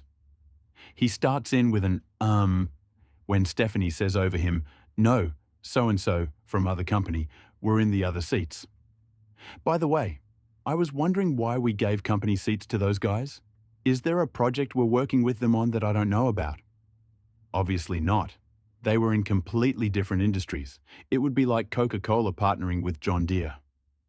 Dickhead partner lets out an again, and the client immediately speaks over him asking, "Dickhead partner, I gave you those tickets for OP?" At this point, dickhead partner is turning bright red. He responds, "Oh, well, he wasn't able to make it, so he must have given the seats away to someone else," and turns to me, looking for me to cover for him. Client smirks at me. I respond, "What are you talking about? Client, you gave me tickets to the Super Bowl?" Client suddenly raises his voice. "Dickhead partner, those tickets were a personal thank you gift from me to OP. Did you give them away to someone else?" Pause. "Was it another client?" Dickhead partner butts in with, "Oh, maybe something got mixed up in the office?" Client went quiet for what probably seemed like an eternity to dickhead partner. He then looked down, grabbed his portfolio and iPad, put them into his briefcase and said, "I think this meeting is over. OP, it seems as if I owe you a thank you gift. Let's go to lunch. Stephanie, you're welcome to join. Dickhead partner, I need to evaluate our relationship. Please go back home and expect to hear from us next week." Dickhead partner suggests he would like to join, presumably to do damage control, and Stephanie sternly tells him, "I don't think that's a good idea," and asks the front desk to see dickhead partner out. As soon as he is in the elevator, we all break out laughing hysterically. Stephanie wasn't really a VP, just an employee at the company who client had drafted into helping with his pre-planned meeting skit, but she did end up coming to lunch with us and was a fellow Niners fan and total blast to hang out with. On our way to the restaurant, I got a desperate text from dickhead partner saying I needed to cover for the firm and that we could discuss things when I got back. I replied, "Yes, we need to talk, but I'll see what I can do." Client told me to wait a couple hours and then respond to him. 1. To expect invoices for the resale value of the Super Bowl tickets, Resale is way above face value. It was over 10K, as well as our lunch. He picked a pricey spot and made a big show of overspending, and that he expected them to be paid immediately. 2. Expected I be given a direct apology. 3. Expected a written apology to his company for what he considered theft. And 4. He will only interact with me or another one of our firm's partners, never dickhead partner. This whole thing caused a stir with the other partners, and I actually came off looking great because it appeared that I had made a good faith effort to save the client for the firm despite being the victim in this situation. The client would transfer to another partner, which meant dickhead partner lost his profit share on any work with them. Oh, and the other partners in the firm made dickhead partner pay the invoices back out of his salary. In retrospect, I really have no idea what the hell the guy was thinking. Did he seriously believe the client would just not notice me not thanking him for Super Bowl tickets? Anyway, the well was kind of poisoned for me there long term because dickhead partner wasn't going anywhere. I left the firm a few months later for a much better position. Client ultimately terminated their relationship with that firm. A year later, he actually now works with a good friend of mine at a competing firm. I'm still pissed I missed out on the Super Bowl even though we lost, hoping we make it back this year so I can finally go to one in person. Go Niners! It was an epic revenge on the boss. OP did a very good job by exposing the boss for stealing the Super Bowl tickets that were meant for OP. A small theft cost the boss a client, and it also left a black stain on boss's reputation. A pro-revenge story from leveler_cleverer_9. Former manager ends my job at the company I loved. I helped end his career in local tech forever. This is my first one of these. I hope it qualifies. Apologies for this being so long, but I've had to keep this story to myself for more than a decade. Ironically, a recent court ruling means I'm now free to discuss the details publicly for the first time without penalty. I'm starting with here.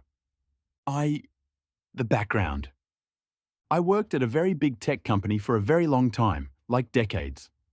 Over the years, I had worked my way up from being a noob to a kind of specialist fixer. I became fairly well known internally as a security/emergency response person. I got assigned the bad or unfixable projects, many of which made news headlines. I have many stories that I can never tell publicly, sadly. Suffice it to say that multiple senior vice presidents in various divisions got to know who I was, because I effectively wrangled gnarly and complex problems and herded many intense tech nerds together to resolve big things in multiple divisions over the years. It was so fun. At the time of our story, I was working on a small security team in a product engineering division. It was a somewhat turbulent time, and our team of 8 had weathered multiple reorganizations and had so many manager changes. It was a lot. But we kept our heads down and did the work, and we all got along just fine. Side and relevant later. One of the better managers assigned to run our team immediately assigned me a huge and complicated and urgently important project to manage. It would involve people in 6 different divisions, had seriously big legal implications, and our senior VP wanted it to happen by an aggressive deadline within like 4-6 weeks.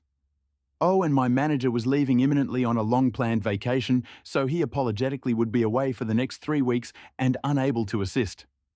The project was to do something big and technical and which had never been done before, so no one was entirely sure how to do it, who all it would require, what steps in what order. Some of the key players had what we gently called difficult personalities, and, oh, by the way, it would definitely make international news and cause a ripple in the industry when we did it. No big whoop. Manager was a decent guy and he felt bad about leaving me with this thorny mess. I did it. We got all the people from all the divisions in a room and mapped it all out on a whiteboard. It took days, and hashed out how to do it before the deadline. Actually, well before, for bonus points. And we lined everyone up to get it done. Before we pulled the actual trigger on the very big thing, I had to attend a meeting with the VP and exec leadership, several levels of management above me, and with the legal team to present the plan and to assure all of the execs that we were ready and had it all handled. So I looked the VP in the eye and assured him that I got this. And then I did.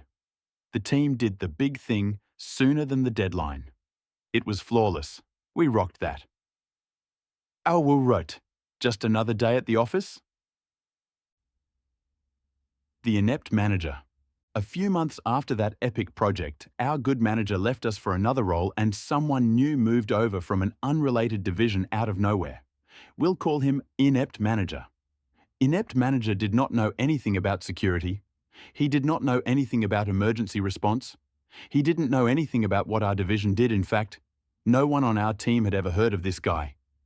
He was that worst kind of middle manager, self-important, dismissive of everyone, cares most about appearances and ego, micromanages stuff he doesn't comprehend, and just makes everything worse. But he apparently knows people, and those people get him job assignments because of politics? Loyalty? He certainly didn't have any skills or experience for our team. That guy is the worst. One of Inept Manager's many weird quirks was that he didn't think it was appropriate for our team to disagree with or correct each other in front of other people. Things in tech, specifically product development, move pretty quickly, and things change all the time. So if some of our team was meeting with someone from another team, and someone something like, "So we decided to make the sky green, and we're on schedule," and someone else on our team chimed in to say, "Actually, that's changed. We decided that the sky is now going to be blue, and we pushed the deadline back 2 weeks. That just happened in an earlier meeting." Oh, okay, cool. Inept Manager would interrupt and say, "We clearly need to get on the same page. Let's end this meeting right now and reschedule when my team has all the facts straight." What? That's insane. We'd literally never have any meetings if we waited until everyone knew all of the same information all the time. Other teams would routinely leave meetings with us with inaccurate info which affected release schedules, resources. It was just a mess. 3. Inept Manager hostility. Shortly after Inept Manager became our manager, he started being really hostile to me. Not to everyone on the team, just me. As far as I knew, I hadn't done or said anything to earn his hostility. Suddenly, after 20+ years at this company, I could do nothing right. While this jerk didn't actually understand most of what my job was, he was sure I wasn't doing it right. And he was quick to tell me so, and often in front of others. To the point that my co-workers would take me aside to ask WTF was going on? I didn't know either. The thing is, I was the only woman on the team, and I have a disability. Now I've been through some things working in high tech over those decades. It was very much an old boys club back then. And May? I was fine. I'm not one to claim discrimination at the drop of a hat or for no reason. However, when I was trying to piece together the cause of this dude's hostility, some of his comments were see-ist and not at all subtle. He also didn't like that. Due to my disability, and frankly, my seniority, I was given one of the few offices with a door on it in our new building. The rest of our team was in open floor plan cubicles, which everyone hated. He was incensed that I, a lowly direct report and woman, got an office, and he didn't. I had more seniority than just about anyone, so even without my disability, I'd have scored the office ahead of him. Note that other men in our division got offices too, because again, seniority, and that bothered him less. But I was the only woman on our floor with a door, and I was his subordinate. His ego did not like it, not one bit. He threw a fit about it, repeatedly. There were lots of other things he said. My favorite among them towards the end was him reprimanding me for my bad attitude in a meeting we'd just had.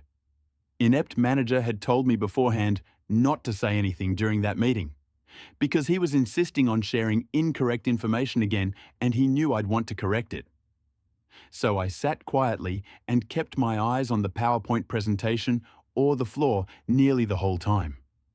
When I asked him how I'd had a bad attitude when I hadn't said anything, as he'd requested, "I didn't like the look on your face." Okay, dude. After realizing there was nothing I could do to make this guy happy with my work and to lose his hostility, I finally went to HR to go on the record. I knew they'd do fuck all about it, but I wanted to document it at least. So predictably, they told me to work harder at getting along with inept manager. And because it wasn't my first rodeo, I went back to my office and emailed HR saying, "Thanks for meeting with me about my concerns about inept manager. I fear his bias and misogyny will reflect negatively in my next performance review. HR should be aware that there is a real problem here, and I hope you'll take steps, etc., etc." Which, of course, they didn't, but now it was on the record. The axe falls. And then a few months later, he gave me a terrible performance review. As expected. Long story already long. He was trying to fire me for underperformance. Unfortunately for me, the company had started rounds of layoffs all over, and it was the worst possible time to be looking for another job internally. And now I had a bad performance review on my record too. I went back to HR and said, "That thing I said I was worried would happen when we met 6 months ago? That happened, exactly as I said. Now what?" HR, once again, was no help. Also, they'd done literally nothing. But hey, it was on the record. Again, helpful for the attorney later. Blah, blah, blah. When I realized I couldn't find a new gig at my company because of all of the layoffs, sigh, I scored a new job for much more money at a different local tech company, and pretty quickly. I live in a tech-heavy area. There was lots of shuffling between 3 to 4 big companies during this time period, and we'd often bump into other company veterans at these other companies. It was a small world. With my track record and references, it was super easy. After that was lined up, I called an employment discrimination attorney to negotiate my exit from the company I thought I'd work at until I retired. Sad face. Because I had documentation with HR explaining inept managers' misogyny and ableism going back for some time, and because they'd done fuck all about it, and because there were witnesses who confirmed his behaviour, they had no leg to stand on. They agreed to write me a relatively nice check to go away and to not sue them, and I agreed to not talk about the details of my separation agreement. I went down to my lawyer's office and signed the agreement. I looked to see who had signed the agreement for the company. I assumed it would be someone in HR, but it was still blank. I'd eventually get a copy once someone there signed it. I took my check and packed up my office and left. Bye, old company. I started my new job a few weeks later. Karma begins. This was August of that year that I left. I got my copy of the executed contract in the mail in October. Who signed it for the company? Not HR, but my exec VP. The one who asked for the urgent, highly important, legally complicated project. The guy I looked in the eye personally and then delivered on this very big thing, TM, he personally asked for, before the deadline he asked for. That is who signed off on my separation agreement. I suspect that he had no idea until that moment that I was gone, and I imagine that he likely had many questions about WTF had happened. And also, why did they have to pay me a chunk of money on the way out? Whoops! I chortled when I saw it.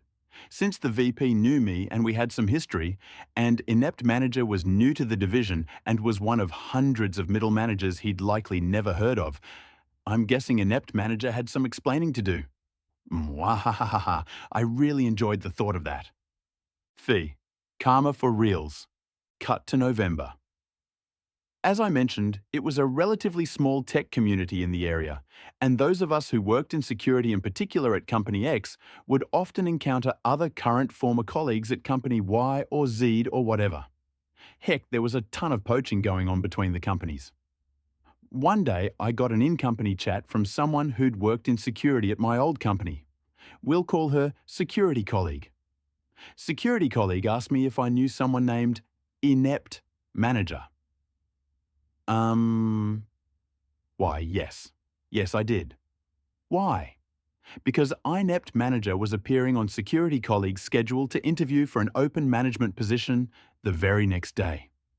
It seems that shortly after my former exec VP had signed my separation agreement contract, Inept Manager was actively looking for a new job at a new company. Security Colleague asked me what I thought about Inept Manager. I said, I can't really talk about it for legal reasons, which, boom. Everyone knows what that means, but if you wanted to ring my personal cell phone later this evening to catch up on old times, please do. She did. I hypothetically shared some stories with her about inept manager. I also told her where his hot buttons are, the appearance, ego thing, the dominant stuff, etc., etc. And all about his misogyny and ableism, which was perfect since she was conducting his interview. I may have shared some specific scenarios questions to ask which I knew would set him off. I wished her luck, and for the love of all that is holy, to please call me after, when appropriate, and tell me how it all went. It did not go well for inept manager. When security colleague rang me, I couldn't wait. How did it go? Well, he got combative and angry and yelled at me, twice, during his interview to be hired as a manager. Facepalm. There were lots more details, now lost to time. Except, at that company, interviews loops were assessed as such.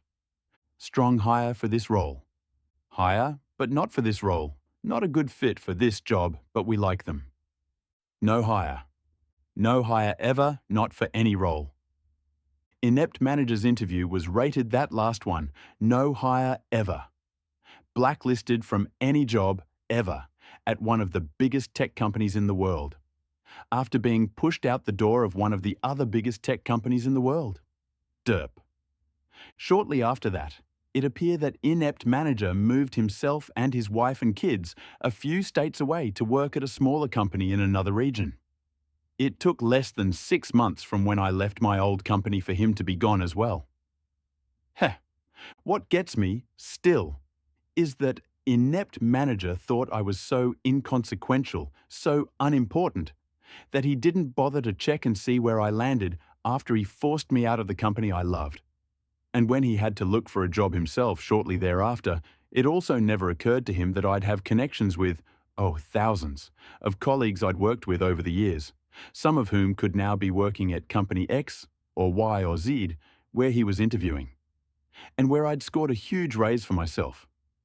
To this day, he doesn't know why his interview at Company Y tanked so badly.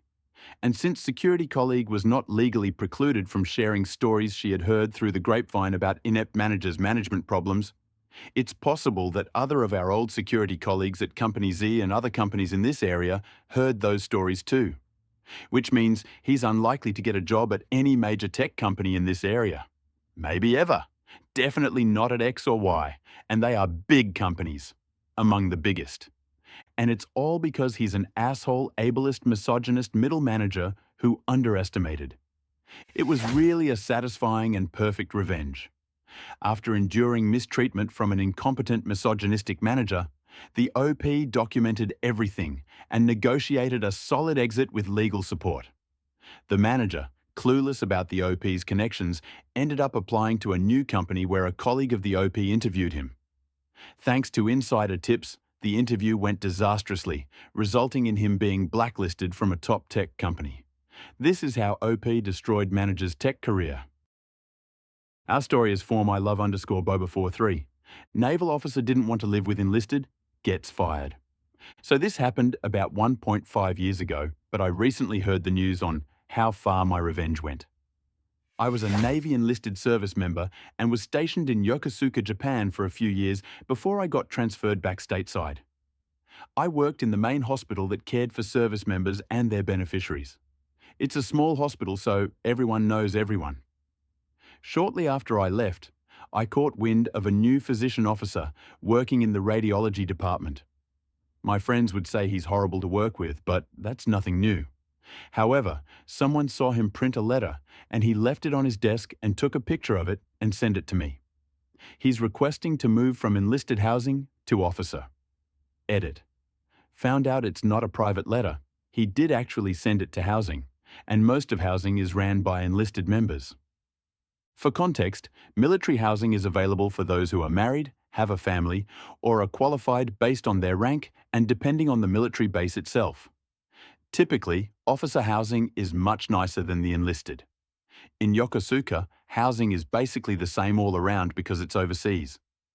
But most of the housing are apartments, and each apartment complex is called a tower. Example, Fuji Tower. There are 9 towers and 2 are for officers since enlisted members outnumber officers by a lot. Now, one thing about the military, shit happens. When getting stationed, it is the active duty member's responsibility to either apply for housing on or off base before arriving, depending on what is allowed. If there is limited space and you don't apply for housing on time, then you get put where there is space. So our new officer got placed in an enlisted tower. Mind you, enlisted members have families of their own, and other officers have been placed in enlisted housing before without an issue. Here are some quotes in his letter. And yes, this guy has a PhD. I have many valid objections to living in a building of almost all enlisted, and even many lower enlisted being an officer. There is a lot of crime, violent actions, drug use and alcoholism that happen in enlisted housing. There are also sexual assaults and other perverts. I have a good-looking family, a wife and 2 daughters aged 3 and 4. They are prime targets to be victims for these enlisted deviant activities. My family should be safe in housing that is with officers. Officers are much more respectable, and these types of deviant activities are incredibly rare compared to the deviant activities of enlisted being commonplace. Other officer families will not want to visit us because our family lives on enlisted housing. My children need to make friends with other officer children. My wife needs to make friends with other officers' wives. I need to make friends with other officers. Forcing an officer to live in a large apartment building with almost all enlisted is unethical. You get the idea. So this guy basically looks down on all enlisted service members, assuming every single one are drug users, perverts/paedo, criminals, etc. The kicker? He was an enlisted army member before going to officer school. In civilian terms, think of a manager that discriminates and calls all of his subordinates criminals, violent, alcoholics, perverts, drug users, etc. based on your job position. Forgetting that some have a family and, maybe aren't any of those things. And he not only has the authority to ruin your work life, he can ruin your personal life, deny days off, make you stay late, write you up if he doesn't like you and not letting you promote. Safe to say, everyone was pissed and I have nothing to lose. I was separating soon and figure I'd have some fun before I get out. I created a burner Facebook account and posted the letter and the officer's picture on a popular military enlisted group page. Within 2 days, it spread like wildfire. But I wasn't done yet. The military has something called challenge coins. Think of trading cards but custom coins that come in many shapes and sizes. I designed one with his face and a big middle finger in the back. On top of that, I designed stickers to show how proud US deviants are. Other coin designs came from other people as well, but so far, I think mine was more popular. I sold over 70 coins to the initial person who originally sent me the picture at a huge discounted price, so she can sell them for a profit for herself. So the officer's face is everywhere because most people keep their coins displayed on their desk. No matter where the officer went at work, he would see his face on someone's desk. And since it didn't have his name on the coin, can't officially say it's him. I sold more stateside and even some got sent to Europe. I made about $3,000 overall, which was nice. The story even got featured on the online naval newspaper and on 2 popular YouTube channels. And if you're military, you know the only time big military care is when it's too big to sweep under the rug. This story got the officer sent up to Captain's Mast, which is like Navy Court. He tried to say his wife was the one that wrote the letter, but no one is buying it because her writing style is way worse. She even tried to take the fall, but no one believed her. They both ended up deleting all social media. Due to this, he got served 3 UCMJ articles, which basically are his offences. But there's more. When you're in the military, you have a deadline on how long you can be a certain rank. If you don't pick up, then you're kicked out. And because he's new and got served UCMJ articles, he won't be up for promotion, and therefore was involuntarily separated. Also, the officer program he went through pays for his PhD. When the military pays for your PhD, you have to serve 10 years to pay them back. If you don't complete 10 years, you have to pay the military back with money instead of time. So he lost his job and now has to pay back the military for his PhD, and since it takes a while for the paperwork to have him and his family sent back stateside, you can bet he socially suffered because no one worked with him. Edit. The hatchet became a symbol of enlisted deviance because in his letter, he stated that two gangs were attacking each other with hatchets and other weapons at an enlisted housing unit. It was really a perfect revenge and far-reaching consequences. The enlisted personnel brought down the egoistic officer, ruining his career and making him repay the military for his PhD. His career and reputation were destroyed, and he became socially isolated both professionally and personally. This was really a satisfying revenge. The story is from Just a Bored Citizen. Racist bully ruins my life, I annihilated hers. So the title is self-explanatory, but you will be surprised. When I, F28, was in elementary school, I had a bully. I'll call her Aya because it's the only nice thing I will ever do for her. It all started in the first grade. She was the instant popular girl because she talked about her time in Ghana. She was born and raised there, up until she was 4 years old when her parents immigrated to America. And I thought that was so cool, because the only immigrants I've ever known were from Mexico. I'm also Mexican, which is something you need to remember, because we lived in Texas. I asked her what was life like in Africa. She looked at me and said in a very smug voice, "A lot better than Mexico." I thought that was weird, but I let it go because we were kids at the time and I think she just wanted to be cool or something. As the year went on, she always made offhanded comments about me being Mexican, and it was always directed towards me. It wasn't until the second grade when we were just learning this brand new word that we have never heard of before: racism. 7-year-old me at the time vaguely understood it because my mum taught me the words that was derogatory towards us and wanted me to be aware of them. Anyway, we were watching a cartoon about Martin Luther King Jr., and we were at a scene where the protesters were being unjustly arrested. I thought it was cruel and didn't think it was fair. Aya, though, looked at me and shouted, "A beaner like you would never understand." For those who don't know, the word beaner is a slur against Latin people. Sure, it's not as disgusting as the N-word, but it is a disgusting word to people like me. And I've been called that a lot of times, even back then. I was horrified being called that in the middle of class, and I looked at my teacher who just shrugged her shoulders and went back to the show. I couldn't believe it. We're learning about the civil rights movement, and I was called a racial slur in front of everyone. I tried asking my teacher why didn't she say anything because what A called me was a bad word towards me and my ethnicity. All she did was say, "It's just a word, just a bored citizen, sticks and stones." I ran home in tears and told my mom everything. She was upset at first, but at the time she told me that Aya probably didn't know that that word was a bad word towards Latin people, and maybe she'll figure it out when she's older or say sorry the next day. How wrong my mother was. For the next 4 years, Aya would throw racial slurs at me, calling me a beaner who eats nothing but beans or a wetback because I must have crossed the Rio Grande River. I begged her every single time to stop, and I went to my teachers pleading with them for help, but they never did anything. It wasn't just the racial slurs she threw at me. She would insult me for the way I looked, the way my hair was, why I was bigger compared to the other girls who were slim. She wasn't a model herself either. Things got worse in the 4th grade. I was going through a rough time because my mum was dating a man who drank beer as if prohibition ended. He also smoked heavily, and the smell will end up on my clothes, which added fuel for Aya's fire. It was when DARE was a big thing back in the day. I would always use me as an example about the dangers of smoking, pointing out how the smell was so bad that she constantly plugged her nose every time she walked by me. It led to rumors of me never taking a bath that followed me up until the end of 6th grade.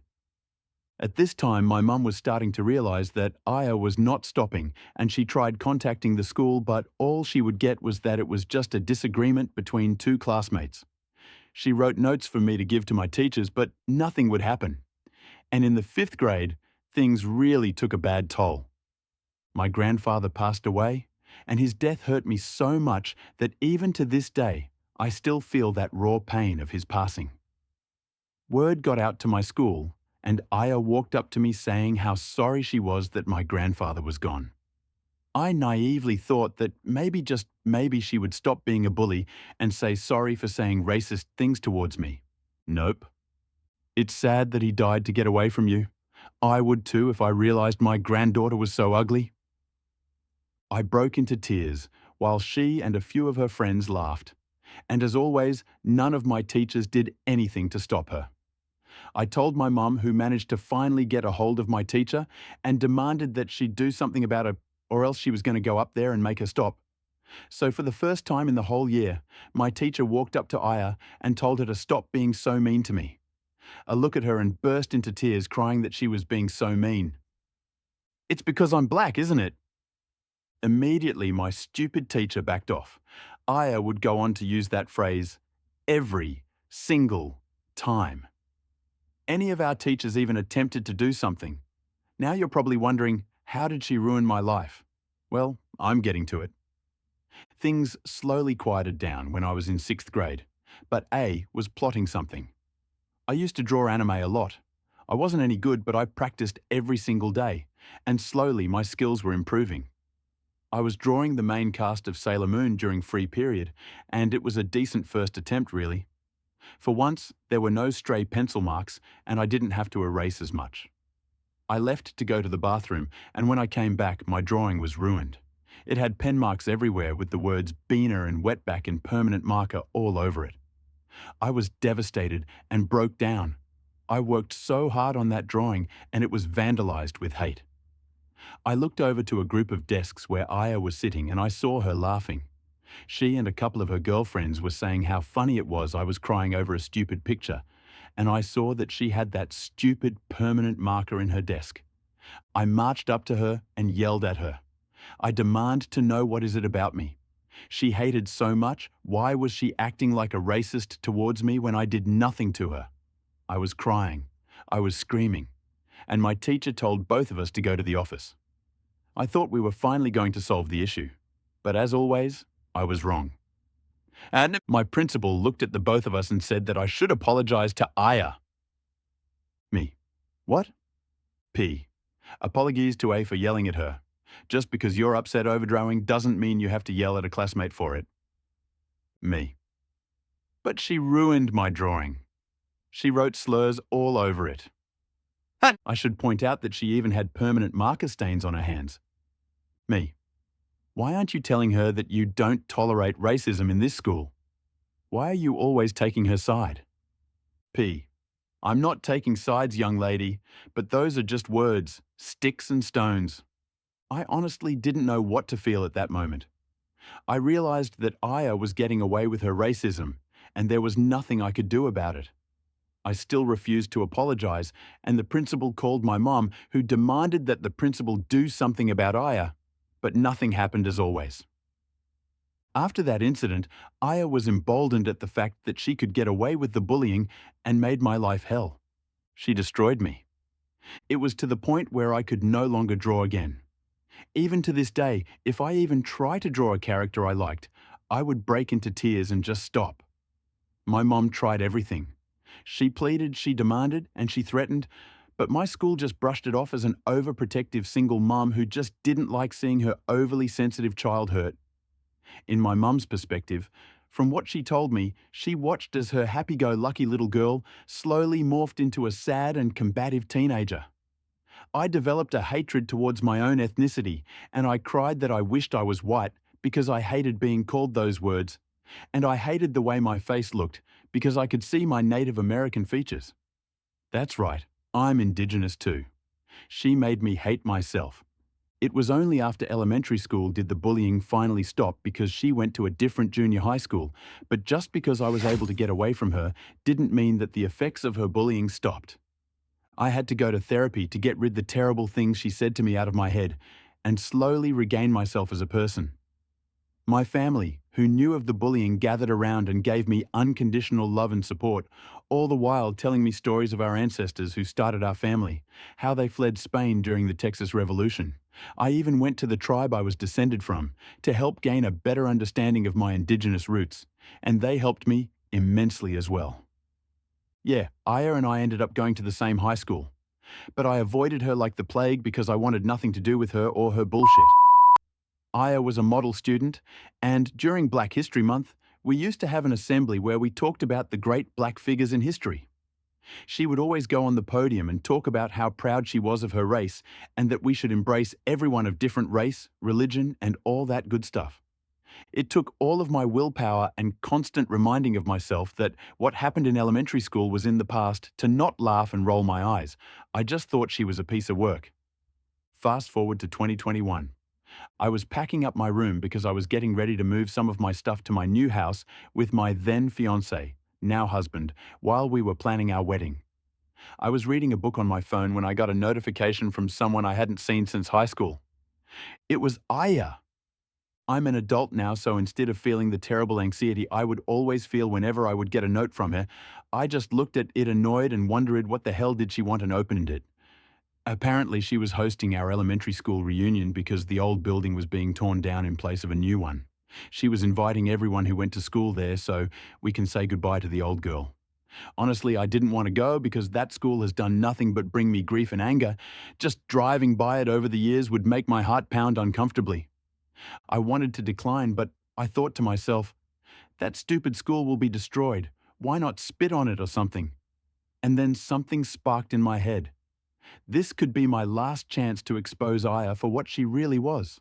Aya, no good racist who takes joy in other people's misery. And it wasn't just me she threw racial slurs at. She was like that to everyone. From the girl who was from Delhi to a Chinese student who ended up transferring to a different school because he couldn't take it anymore. The planning. Having dinner with my mom, I asked her if she remembered the girl who used to bully me. She gripped her fork and said that she did remember and how much she hated that little bitch. I asked her if she remembered going to the school many times to complain about her, and she said yes, and that she had written down everything that was said. And knowing my mom, she never threw anything away because it was important documents. I decided to look into her old files and I found them. It was not only the notes Mom took, but it was also full of the hateful messages Aya wrote to me, even my Sailor Moon drawing, that had those terrible racial slurs on it. The terrible feeling of self-hatred and sorrow came back in full. I was close to tears seeing that drawing and those notes. I really wanted to know why she had so much hate in her heart. After calming myself down, I went to work. I printed copies of the notes, along with a note from my principal which said, "It seems that Aya called just a bored citizen nasty words based on her ethnicity." It was even signed by that principal, which proved two things. A was a racist, and the school knew, but refused to do anything. The revenge. The little party was basically a barbecue on the school playground. I showed up in casual clothing and saw my old classmates for the first time in years. To say the least, I was the only one who still looked fresh-faced and not worn down by parenthood. I did catch up to a few of them. Most of them were actually Aya's victims, but unlike me, they ignored her when she would bully them. Looking around, I actually saw some known members of our local equal rights group. I assumed she invited them, because Aya made a name for herself over the years since graduation. It almost made me feel sorry for what I was going to do. And when I mean almost, I mean never. The little barbecue went by smoothly, and Aya was talking about the beautiful memories she had at our old school, and that she was so thankful that they welcomed her with open arms because she was an immigrant from a faraway country and was worried of not being able to belong. I remembered how proud she was when she first walked in our class.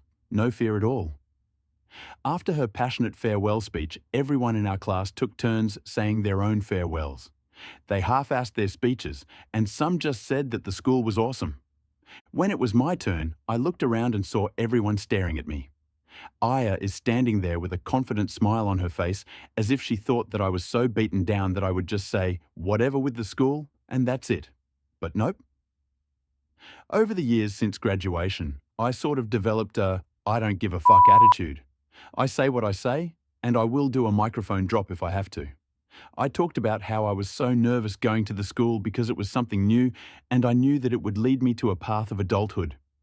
I talked about how this damn school had brought nothing but nightmares, horrible teachers, and a terrible student who bullied me so much that my poor mother had to spend thousands of dollars of her life savings just to give me therapy because I could not function well. I then looked at Aya and said that she was a prime example of the American dream. an immigrant who worked tirelessly to make it in this complicated country. I then said in the same smug tone of voice she had 20 years ago, "I am so glad you grew out of your racism." And with that, I stood up and left. And remember what I said about those notes my mom kept?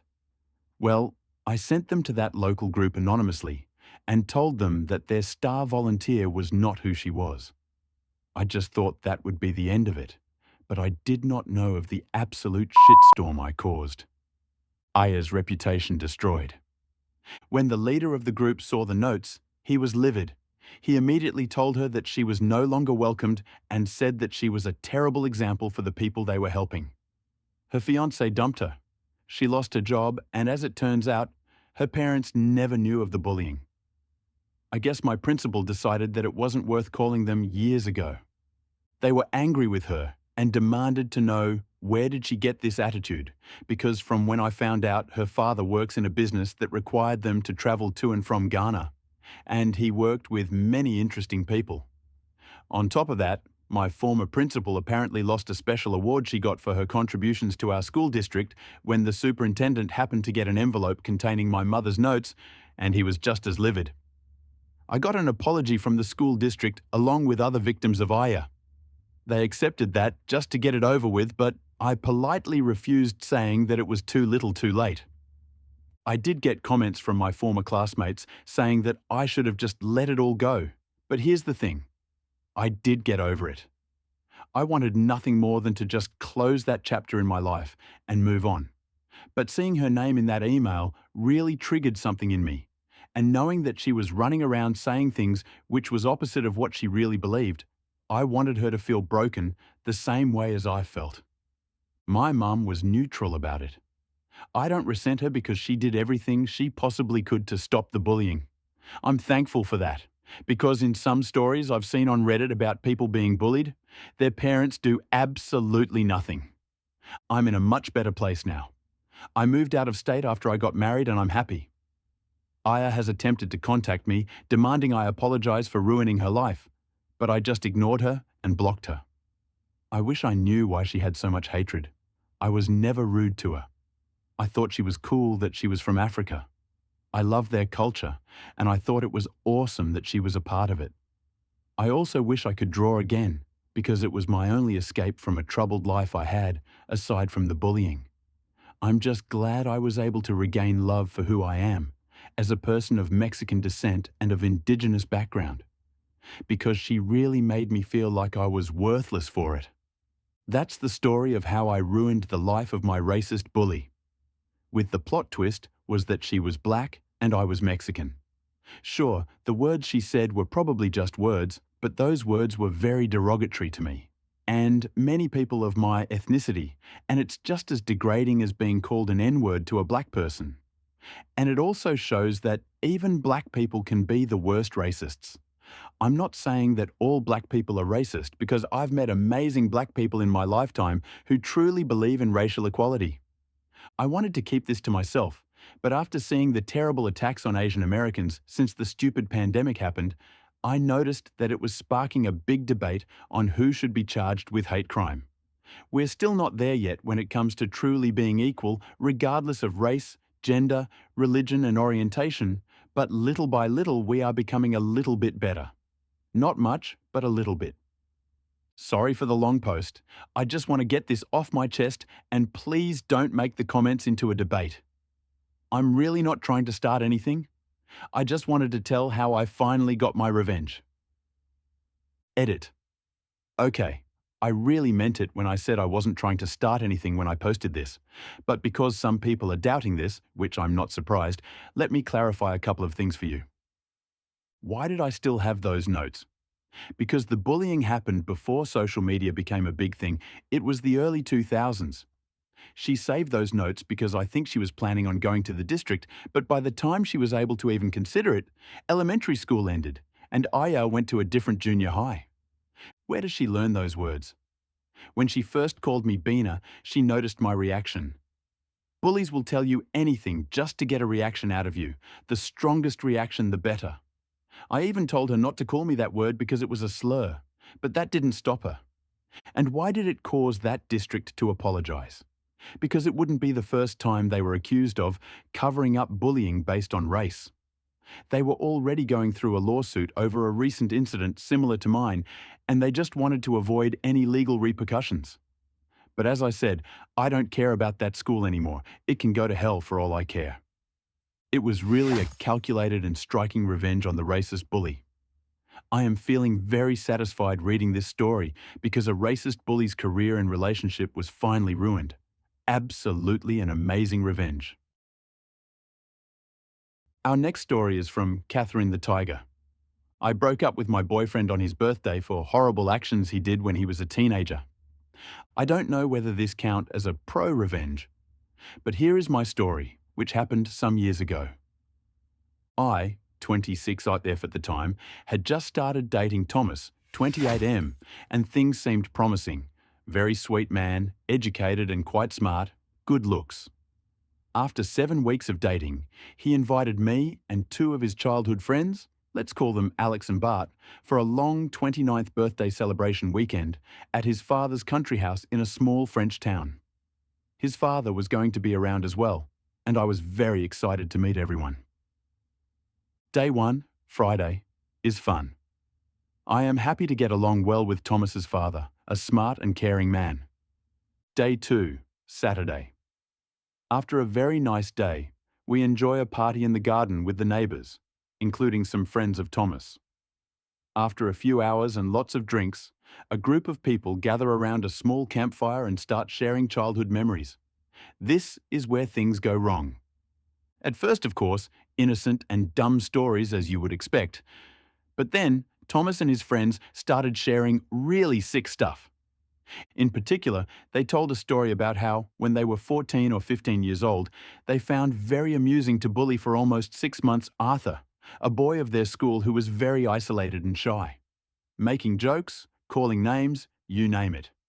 As if this was not enough, they created a fake girl profile on MSN Messenger, a computer platform to exchange live messages that we used in years 2000s, and spent fucking months, exchanging messages with him under the false girl identity, flirting and developing a false relationship with the poor boy. Some people were in the confidence at school, and it became a big and cruel joke behind Arthur's back. They used pictures of Bart's real cousin, and the boy truly thought he had some kind of online girlfriend to whom he even sent confessions and love messages. At some point, they got bored and scheduled a false rendezvous IRL, asking the boy to take a bus for 2 or 3 hours, wearing a t-shirt, Elmer the Elephant, based on a private joke. Obviously, there was no one waiting for him, and they did not know how long he waited over there, by himself. If Arthur had not already understood what was going on, he found out the next day at school after Thomas and Bart told the story to everyone, and even shared the love messages that Arthur had been writing.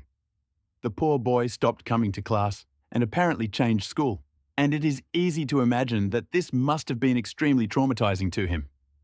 Do you think that Thomas, Alex and Bart had any bit of shame about it? Not a bit of remorse, in particular on Thomas and Bart's side. They kept making jokes about it and even seemed to regret that they were not good enough at being evil to convince the boy to send nudes or sexy pics. I don't even want to imagine what would have happened if he had done so. To say that I felt uncomfortable would be a gross understatement. I was absolutely horrified and started to despise Thomas more than anything. I was not the only one shocked. Thomas's father, who heard the end of the story, had the most disappointed look in the eyes. His stupid son was so drunk that he did not even notice it. I escaped the party immediately after that and got back to the house. I could not sleep at all this night, and I kept thinking about the evening and how Thomas was still finding this funny. I heard him coming to bed around 4 a.m., but I pretended I was asleep. Day 3, Sunday, was the actual birthday, and the initial plan was that I would take Thomas on a 1-1 fancy surprise date for lunch nearby, and then we would meet the group for a late afternoon party. But instead, I woke up very early on Sunday morning, took all my stuff in silence, and went alone to the train station where I took a direct train heading back to Paris. I decided to send a text to Thomas, wishing him happy birthday and telling him to meet me at a certain location 1 hour from the house for a surprise, and that I needed to go a little bit in advance to make sure that everything would be perfect. I had picked the location randomly, using Google Maps, to gain time. Thomas read the text around 10 a.m. when he woke up. He responded with excitement that he would follow religiously the instructions. When he arrived there at 12:30, I told him to wait further, as there was little delay on something. Then I asked him to meet me at a restaurant which was 30-minute drive from the initial location. When he arrived at 13:15, I texted him that I was on my way, would arrive in 20 minutes, and that he will understand when he sees me why I made him wait. I also asked him to order some food and the most expensive bottle on the menu. Around 13:30, he started calling me several times and sent a lot of worried texts, and after 45 minutes, I responded in French. So, how does it feel to have people play with your feelings? Then I stopped responding. I let him call and text the entire afternoon, but never responded. At some point, an unknown number called me. It was his friend Alex asking what was going on and that Thomas' birthday was completely ruined because of what I did. I just responded, "This is an extremely small payback for what you did to Arthur. Tell Thomas to stop calling me," and hung up. I blocked them. I still felt bad the entire evening, as I had started to grow attached to Thomas back then. The following days, a common friend called me to say that my reaction was completely absurd and unfair, that it was not my role to punish someone for actions they did as a teenager, that they were adult ways of saying things, and that I had been completely crazy. Only a few people supported what I did. Everyone else seemed to think that I was a bitch. Thomas tried to fix things and win me back for a few months afterwards. I never responded to any of his messages. I don't regret it. I simply hope that Arthur, who should be 35 or 36 years old now, is well. Edits. I really did not expect so many reactions and comments. As expected, I see that not everyone approves what I did, but I'm surprised to receive so many kind messages. Thank you. About Thomas's father. He was actually one of the few people understanding my actions. He called me shortly after the incident to discuss an unrelated topic. I was to give him a list of recommendations about something and was already aware of everything. He did not badmouth his son, but I could really feel that he was disappointed. He simply told me that he had not found sleep the night of Saturday to Sunday because of what he had heard during the party. He told me he appreciated meeting me and expressed regret that I was not with his son anymore, but also said that he understood my reasons.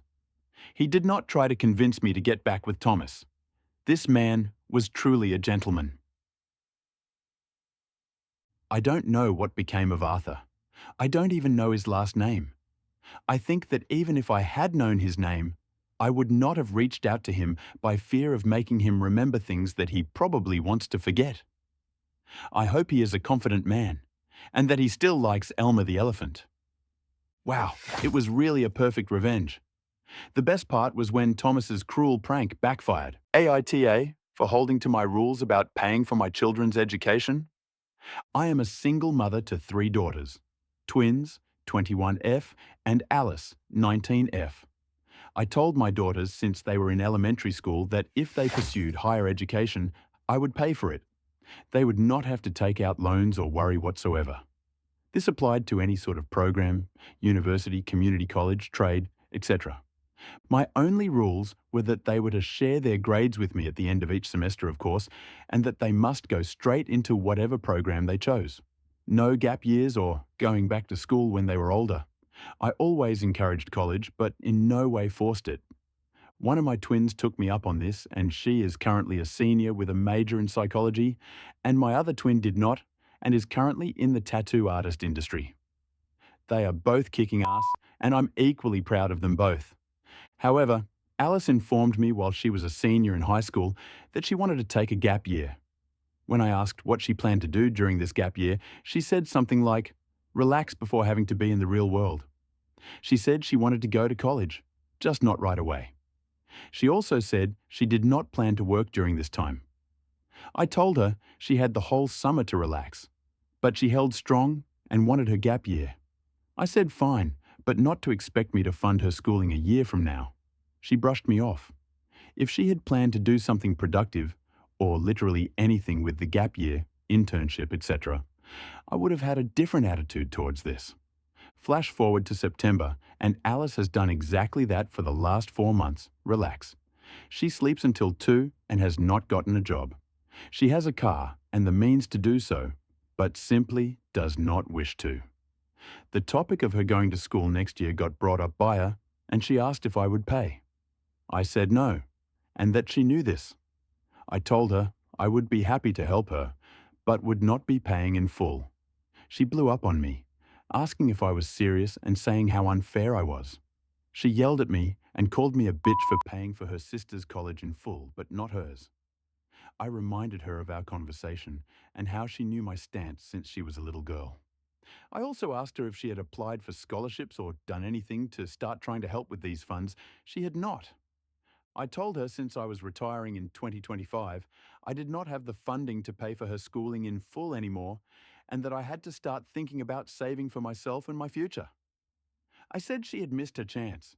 She is very angry and has barely been speaking to me. I feel bad, but I also don't. I feel like this will be the first of many things in her life to teach her some responsibility. She had her opportunity to have her schooling paid for, and she knew this, but chose to do nothing for a year. She can absolutely still go to college, and I will help foot the bill, but she would definitely have to take out some loans. I'm really not sure how to talk to her about this. Aita? OP is not an AH for sticking to the long set rules about funding her daughter's educations. She had one prerequisite for funding that they do it uninterruptedly. Alice knowingly and deliberately failed to meet the prerequisite since she is taking a gap year for no productive purposes. It was on the cards that OP would not give full financial support. Besides, OP is ready to share partially, which means she is not being totally unfair. That's the lesson of responsibility, and also, opportunities are limited. In this regard, OP is being very reasonable and within the boundaries she had set long ago. Let's now jump on the next story. Aita for standing up for myself when I got bullied by a kid. My third cousin by marriage is a 9YO and honestly is probably a sociopath. He purposefully breaks and steals people's property, even his grandma's family heirlooms, and constantly publicly disrupts things. Started shouting animals' noises during the quiet part of his uncle's funeral. He's just a piece of shit kid all around, and his two dads are pretty much hands-off and barely even supervise him, much less discipline him, and then also get really verbally aggressive when someone else speaks up to them about their son's unacceptable behavior. One of his new hobbies is telling me I look pregnant and that I'm fat. I'm a US size 10, so not tiny, but not really fat. I do have a condition called diastasis recti that I can't have surgery to fix until I'm done having kids, but it gives my belly a more pronounced appearance. I've explained this nicely to the kid and his parents multiple times, that I have this medical condition that I'm self-conscious about and I'm very sensitive, so please stop loudly saying I'm pregnant and calling me fat. He kept doing it, and he also only does it in front of large groups of people, like when we're all gathered around a fire pit or eating dinner. So I know that he knows I'm not pregnant and that it's inappropriate to be doing this. So we were at a family dinner this weekend, and this kid goes up to the bartender my Emil hired, it's a private event, and tells him not to serve me because I'm pregnant and an alcoholic. I went up to the bartender myself later, with a group of my husband's family, to get a glass of wine. He refused to serve me and cited this kid telling him I'm pregnant. I died inside. I was beyond mortified. I marched up to one of the kid's dads and told him what the kid did and said that he needed to ask him to apologize to me because that was unacceptable. He refused and actually got offended that I would ask for an apology. I'm pissed. I walk up to the kid and say, "I know what you did with the bartender. Why did you do that?" To which he replied, "It was funny." I clapped back, saying, "You know what? I understand why your original mother and father didn't want you and put you up for adoption. You're a bad kid." The kid starts bawling.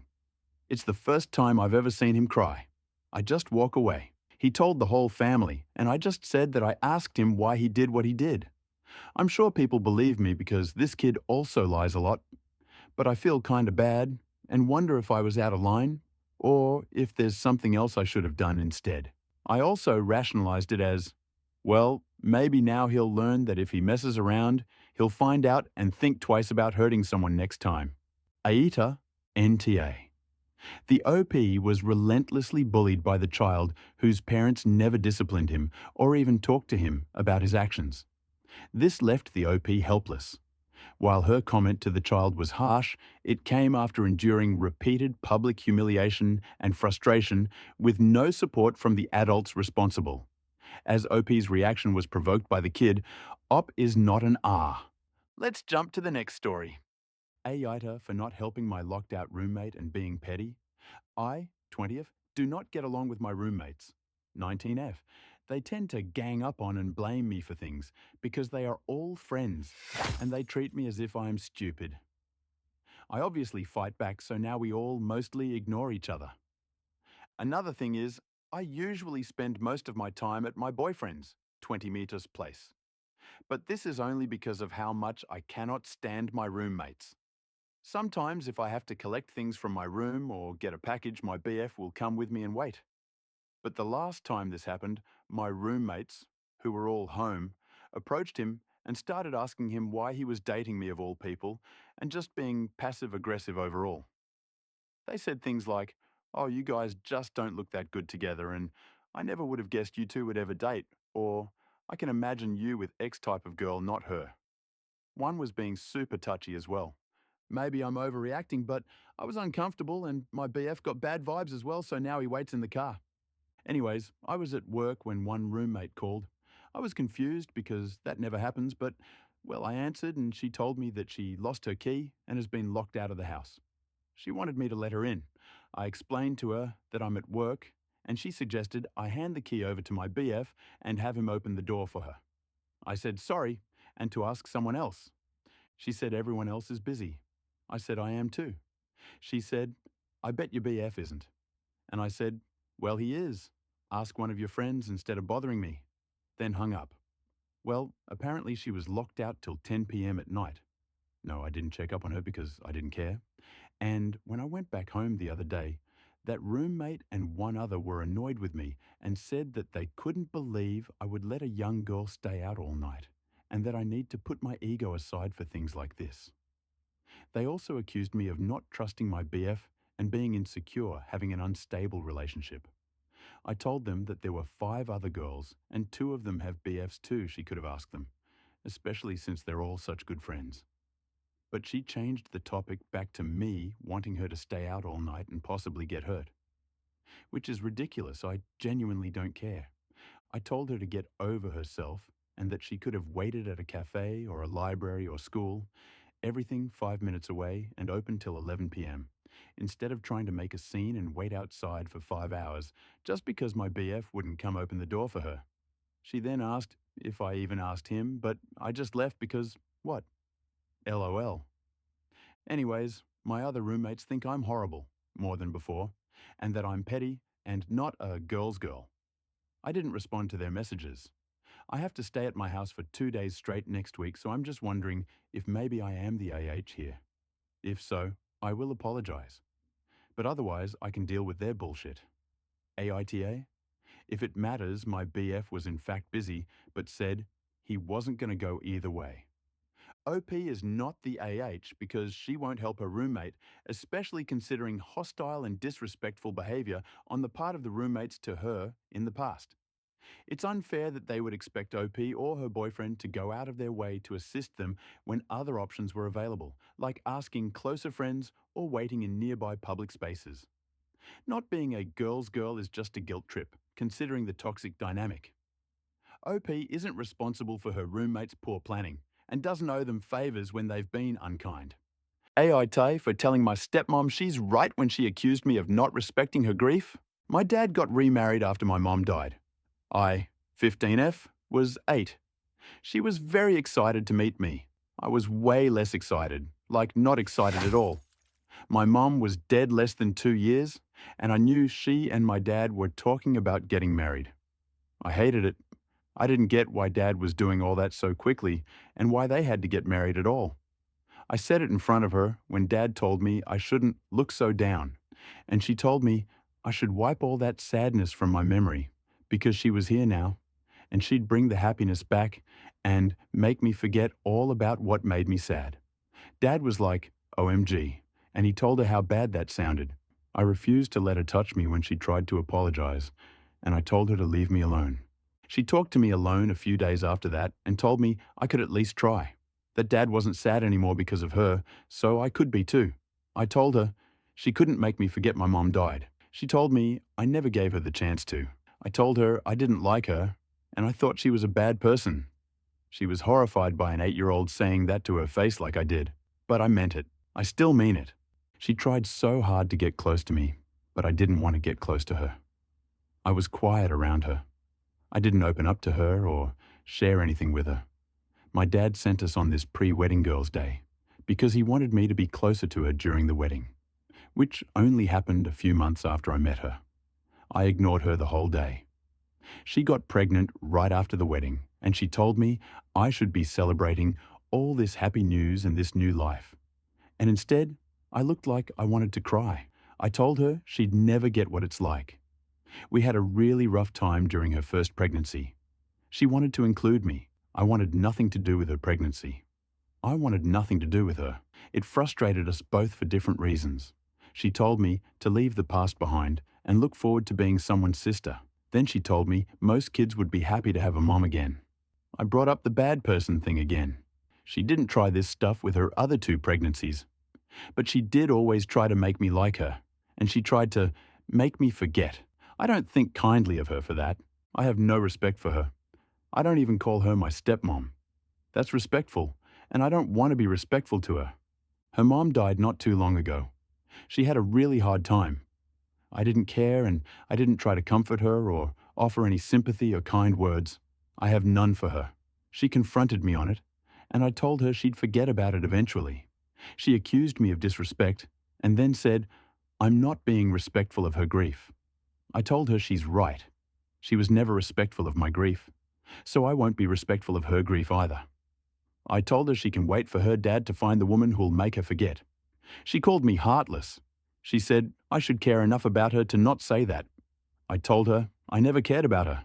Aita? OP is not an AH here because OP's stepmom repeatedly dismissed her grief and tried to force an emotional bond that OP wasn't ready for, especially after the recent loss of her mother. The stepmom's insensitive remarks about forgetting the past created a deep emotional wound, making OP's reaction understandable. While OP's comment about her stepmom's grief was harsh, it reflected years of unresolved hurt. OP's lack of respect stems from genuine feelings, not spite. The stepmom's own insensitivity makes it difficult to expect empathy from OP in return. Both sides need to work on better communication, but OP's feelings are valid given the circumstances.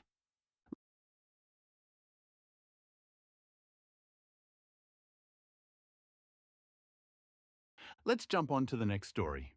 Aita for refusing to babysit my dad's fiance's kids during their wedding. My dad and his fiancée, Kirsten, both late 30s, are getting married in January. Kirsten has 3 kids under 8. Dad has me, 17 Ms. My mum died 11 years ago.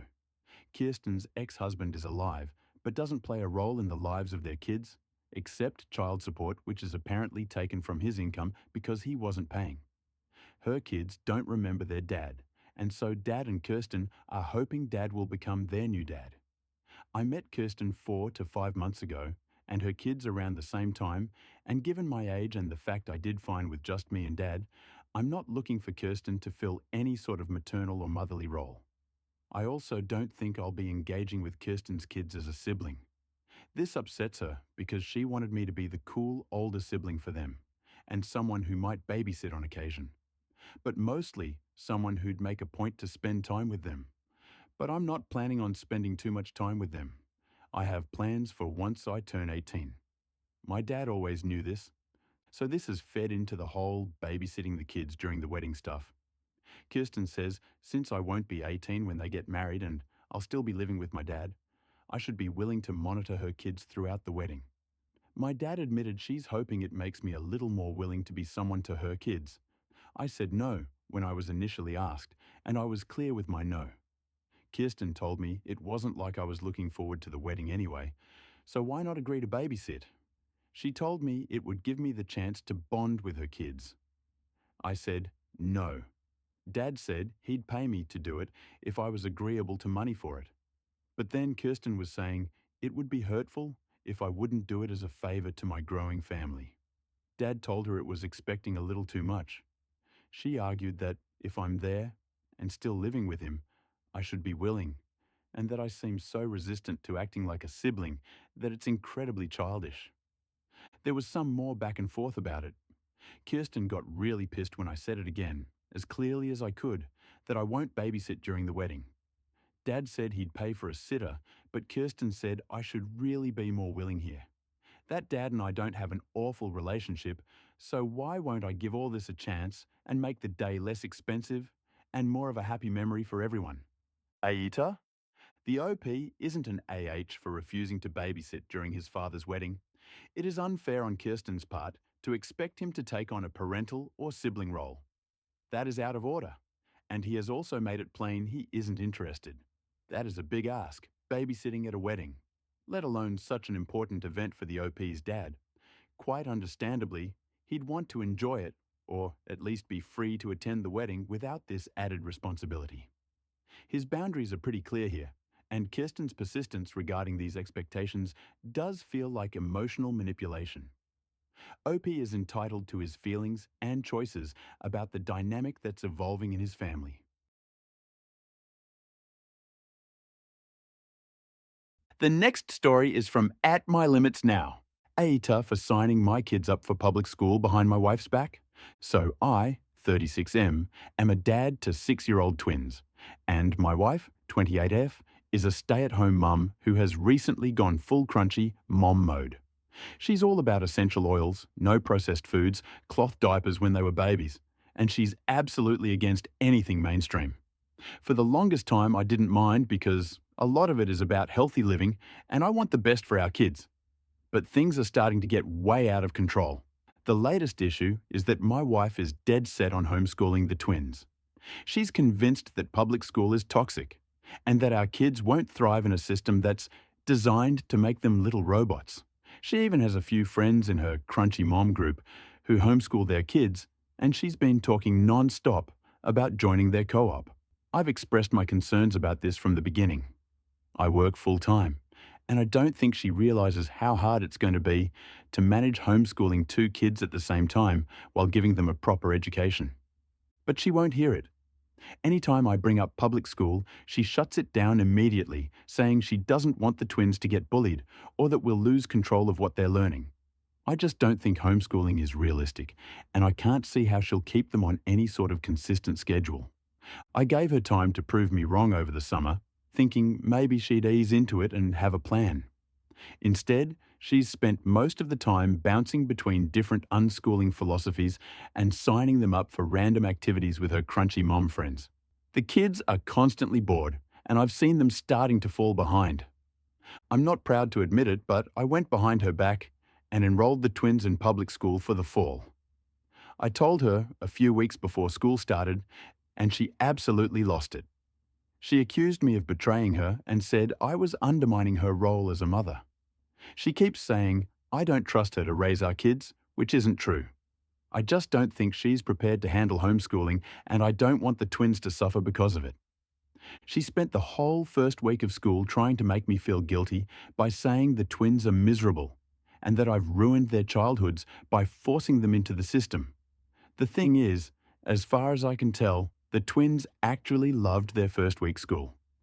They've made friends and like their teacher. But my wife keeps insisting they're just pretending to like it to make me happy.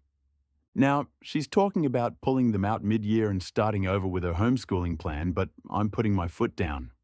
I want the best for my kids, and I honestly think public school is the right choice for them right now. My wife is making me feel like I'm the bad guy for going behind her back and forcing them into something she was so against. AETA for enrolling the twins in public school without her consent? Should I have handled it differently? I'm starting to feel really guilty about what this is doing to my wife. OP is not the a-hole. His primary concern is the children's education, which he felt was compromised by his wife's ineffective homeschooling approach. Despite expressing concerns and giving her a chance, the wife's resistance and lack of a structured plan led OP to enroll the twins in public school, where they're thriving. OP's decision reflects a practical solution to ensure the children's educational needs are met. While the method of handling it could be debated, OP's actions were driven by genuine concern for his kids' well-being and the practicality of the situation. Let's jump to the next interesting story. ITA for calling the non-emergency hotline when I smelled gas instead of calling my landlord. I, 25F, just called the non-emergency hotline because I smelled gas in my apartment, and my landlord, around 60 me, loudly scolded me in front of all of my neighbours. Am I in the wrong here? I smelled a little bit of gas earlier today, around 5 p.m, and didn't think much of it, but when I returned home at 11 p.m, the smell was overwhelming. I wasn't sure what to do, so I called the non-emergency hotline, checked in with my neighbours, it's a multiplex, and texted my landlord to let him know the fire department was on the way. My neighbours also smelled the gas, but it wasn't as strong for them. The fire department came very quickly, and my landlord was right behind them. There were lights everywhere, 2 fire trucks, everyone was watching, and I felt really embarrassed. It turns out my next-door neighbours had just moved out, and the gas smell came from the lines being shut off in their apartment. I'm not sure I understand, but when they opened the door to my neighbour's apartment, the smell was really strong. I could smell it 15 feet away. The firemen left pretty soon after that and said it wasn't an issue. But as soon as they stepped away, my landlord started berating me in front of my neighbours for not calling him first. He said that this has happened before. I should have known that the smell was there because my neighbour moved out. I didn't even know that they'd moved, and that the last time this happened to him, they shut the gas off for months and fined him thousands of dollars. I asked him if we were going to get our gas shut off, or if he was going to get fined because of me, and he said, not yet. But it was clear he was mad. Normally I would have called him first, but it was 11 p.m, and I didn't know if he would respond or what he could have done in an emergency. Ita here? I didn't think it seemed like something to call my landlord about, but my city doesn't have a super reliable government usually, so maybe there was an unspoken rule that I should have known, or maybe the neighbour moving out thing was common knowledge. NTA. OP was right in dialing the non-emergency phone number because they smelled gas. That could have been serious for safety, so it is always better to be on the safe side in some of these situations regarding gas leaks. The landlord seems really angry for no good reason. OP took care in a responsible manner for their protection and the protection of those neighbours. Not to mention, it is unrealistic to expect any tenants to know about gas line shutdowns, particularly when that situation happened late into the night. The landlord should be grateful to OP, as safety above all needs to be tantamount.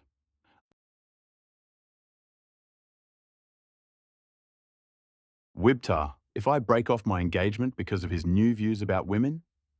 My 28F fiancé, 34M, and I used to have a great relationship, but for the last few years, his political views have become a problem. I mostly bit my tongue about it, but it came to a head when he accused a woman at his job of lying about her sexual assault. I pointed out that when a woman accuses a man of rape, he questions it and says she is lying. He justified that by saying, it's stupid to believe an accusation like that with no proof. I pointed out that he has no proof that she's lying either, but he's accusing her anyway. He often sends me articles of women, usually teachers, sexually abusing boys. I brought up that he never says the boys are lying or asks for proof. He got very upset and kept repeating that I was trivializing male sexual abuse. I don't feel like I was. I feel that I was just pointing out the hypocrisy. He denied being biased against female accusers. I reminded him that when the allegations against Diddy first happened, he said, feminists were just trying to ruin a successful man's life. Unsurprisingly, he never brought up the man who accused Diddy of sexual assault. He defended Diddy up until the video of him physically assaulting Cassie was leaked. Even then, he said, "We didn't know the whole story." The final straw was when he was telling me, yet again, how women are actually worse than men because we are sneaky and conniving, and at least men will fuck you over to your face. He kept saying that women are far worse people than men, and I just lost it. I said that there was nowhere on earth, not now or ever in recorded history, has the female violent crime rate been higher than the males. I told him that men kill each other even more than they kill us, so they are a bigger danger to themselves than some girl being sneaky. I said that blaming women for unfair legislation, like conscription, makes no sense when men make up the majority of the US government, and most, if not all, other governments. He was absolutely furious about all this. He didn't argue with me per se. He just told me that I was brainwashed by the feminist agenda and that feminism lied to me and convinced me I was special. I still don't know where that comment came from. It was not relevant to anything. I, admittedly, was very pissed off and said, "Well, maybe patriarchy lied to you about this relationship being special."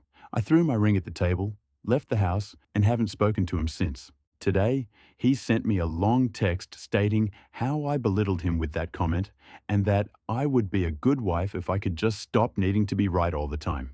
I haven't responded, and I'm conflicted about if I will at all. I feel bad about throwing he ring. I really feel bad that I hurt his feelings by saying our relationship isn't special. But still, TBH, I'm seriously questioning if I really want to marry him. He has always been argumentative, not just with me, with everyone. Normally, I just ignore it, but he was so egregious with his hypocritical BS. I shouldn't have taken the bait, and I don't feel like men are generally bad. I was speaking out of anger. I don't consider myself to be a super political person. I'm not even sure if I count as a feminist. He just has a new complaint about women every freaking day at this point. It's so frustrating. IDK when he became this way, but it sucks. There are still things I love about him, but the things he has been saying, maybe more than I can forgive. Despite all that, I'm still responsible for my intense outburst because I ignored his constant woman bashing in an effort to keep the peace. I exploded when I could have just spoken up from the start. Maybe if I'd nipped it in the bud right at the start, it could have been better. IDK. I don't know what to do. ATAR, update, edit. I did a whole update post, but the DR is. I told him I wasn't in love with him anymore and called off the engagement. I'm going to a friend's place for a few days, and he's going to move out of the condo by the 9th. Update. Hi, again. I'm surprised and overwhelmed by the response my post got. Thanks to everyone who read through all that. And thanks to anyone who reads through all this too. After I left, I went to a hotel. He kept contacting me to ask when I was coming home. I told him I needed time to think and turned off my phone. When I turned it back on, I saw his photo on my lock screen and decided to call him. For reasons that will make sense later. He said he wanted to talk face to face, and I agreed, so I went home. He apologized for implying that I'm not special. I apologized for implying our relationship isn't special. We've been together for 12 years, so saying that was hurtful and untrue. Before anyone compares the harshness of our statements, his wrongs don't justify my own and vice versa. Disclaimer: this post isn't about the validity or ethics of gender roles. This is strictly an account of what happened with no wider social commentary from me. We discussed what we wanted for the future. He wants a traditional marriage and specified the following. I would quit my job and we'd start trying for a baby right after the wedding. I'd be a Sam until the kids are old enough for primary school and we'd raise them as Christians. He wants to protect and provide for our family, and I would be submissive. He assured me that I could still disagree with him and have a say, but he wants to ultimately have the final say in most things. He asked if I understood what he wanted, and I said yes. When he asked me if I still wanted to get married, I told him that I didn't. He has the right to change his mind, but it's not the arrangement we agreed to when he proposed. This post is long enough, so I won't detail how he got into this gender essentialism stuff, or why I don't want the type of relationship he's asking for. Suffice to say, we are no longer compatible. He wants to do a trial run of his preferred setup so I can see that it's for the best. I told him that we had a very successful trial run of not doing that for 10 years until he decided to switch things up a few years ago. So about the lock screen, he has a small snaggle tooth toward the back that he's always been shy about, so he never fully smiles in public. That photo is one of very few pictures where he is showing his real smile, and it's beautiful. Seeing that photo used to make me so happy. When I saw it this morning, I just felt sad. I know it sounds dramatic, but it feels like he died and was replaced by some kind of red-pilled pod person. When he asked me if I still loved him at all, I told him that I will always love him, but I'm not in love with him anymore. I get that many people had strong feelings about the things he said, and he definitely crossed the line several times, but this is still so hard for me to do. He's the only man I've ever been with, and my best friend. I'm relieved that it's over, but still sad about how it ended. I accept that he's a different person now, but it's hard not to think of what could have been. Eat it. About that age gap, I rounded up from the more accurate 11 years and however many months, and just said 12 years, but yeah, I was 17 and he was 22 when we got together. I know that's a big red flag now, but at the time, I didn't see it that way. I was raised in a super conservative family and intended to save myself for marriage. I slowly moved away from ultra-conservatism religion as I got older. I know that's still a little sus that he was with me to begin with, but FWIW, we didn't have sex until I was 19, and it was very consensual. OP is not at an AH for ending the engagement due to her fiancé's increasingly problematic views about women. Over time, his sexist and hypocritical attitudes, particularly regarding sexual assault, became unbearable. While she initially avoided confrontation, OP eventually called out his double standards. He consistently questioned female accusers but never doubted male victims. His comments about women being worse than men and his desire for a traditional marriage, where she would quit her job and be submissive, revealed deep incompatibilities between them.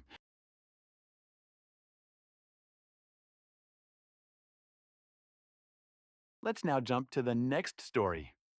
Aita, for refusing to throw away a bunch of my clothes because my partner thinks I have too many? My partner, 41M, and I, 34F, moved into a new home recently. He is paying for the home as well as the vast majority of our expenses. He is well off, and my net worth is about 3% of his. In our home, we have a walk-in closet. Currently, I use 60% of the closet, he uses 20%, and 20% is unused and available for him to use. In addition to the closet space in our bedroom, we currently have 2 guest bedrooms with large closets as well. Prior to purchasing our new home, we lived separately. When moving here, I was very deliberate about which of my clothes I was bringing and used it as an opportunity to get rid of a ton of items of clothes that I no longer want. My partner has said to me, "Hey, I want us to go through your clothes and decide which ones we're keeping and which ones you don't wear or use and we should get rid of." I responded, "Okay, we can, but I already did that and I only brought over the clothes I know I want to keep, so I don't think this is necessary and won't lead to me getting rid of them." He responded that he still wanted to go through them. It's fine if we don't end up getting rid of anything, but also that he doesn't want to bring junk into our new home and that I have too many clothes. He also offered that we could go through his things and do the same, but I said that I don't have any problem with how many clothes he has, and I'm not concerned about what he keeps, doesn't keep. To me, this whole thing is unnecessary, and I don't even see why it needs to be an issue. We have the space, I already did what he is asking me to do on my own, and also, I'm having a hard time seeing why this even matters, is an issue. This isn't the first time this has come up. He's brought it up multiple times, leading to a similar conversation, though last night was especially vitriolic. I got upset about it when we were discussing it last night and said, "Why can't I bring what I want into our new home?" And he said, "Fine, I don't care, bring anything, and why don't you pay for everything too?" And then he left because he needed a break. Read it? Am I being unreasonable here? Edit. I did change the above text to that he wanted us to go through my clothes together, not that he wanted to do it himself to be more clear.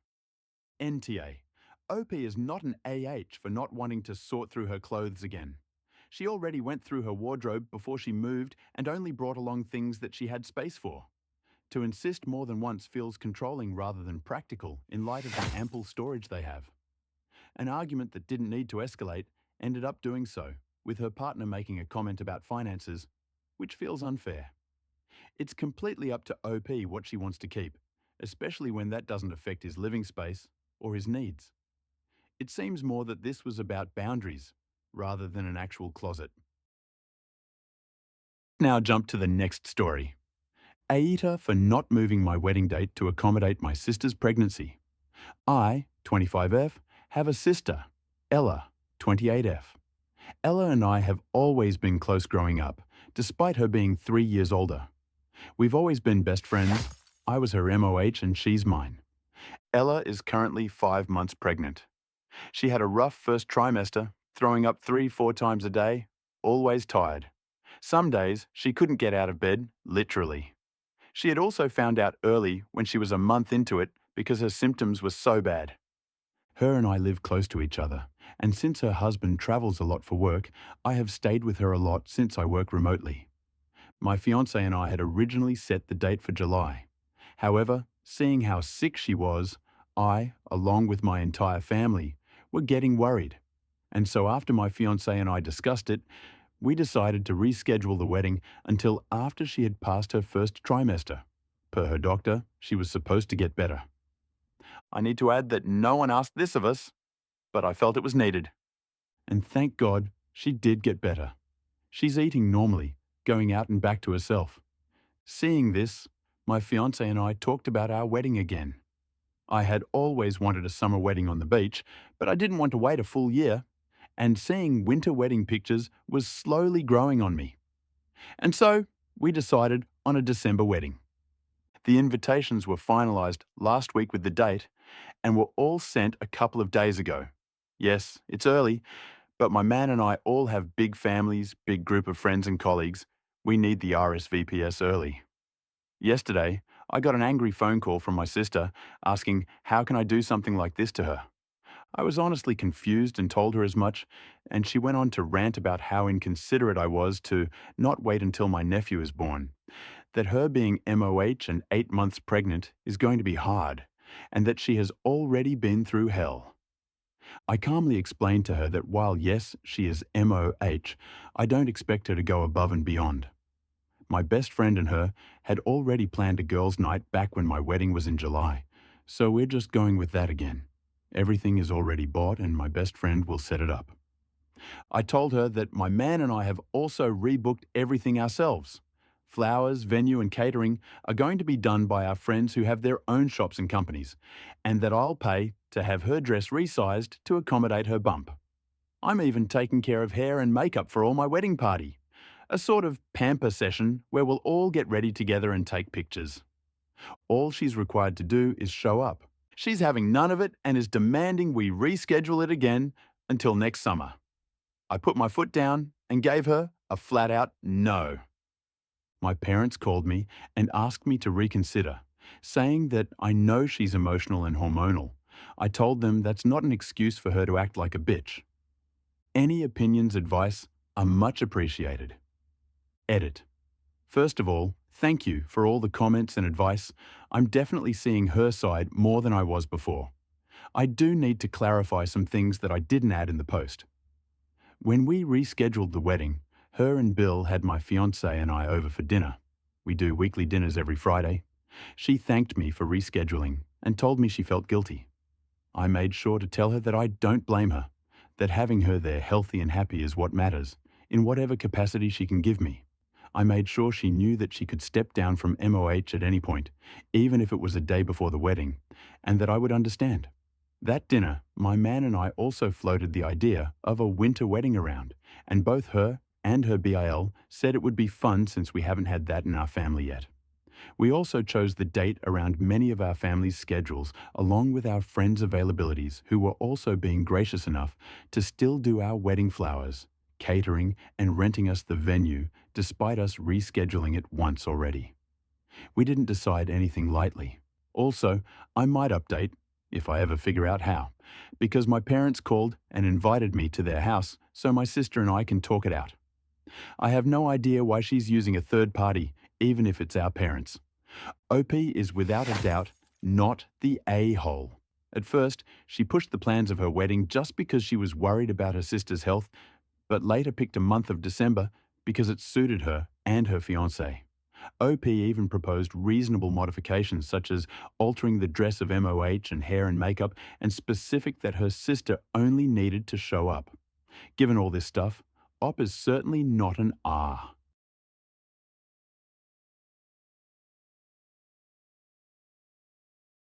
Let's now move on to another story. Are me and my wife AHs for having our daughter fend for herself? My wife has been a stay-at-home mom since our eldest was born. Even though our youngest is now 12, she stays home to care for the house, as well as be available for pickups, volunteer at the children's schools, for various closings, etc.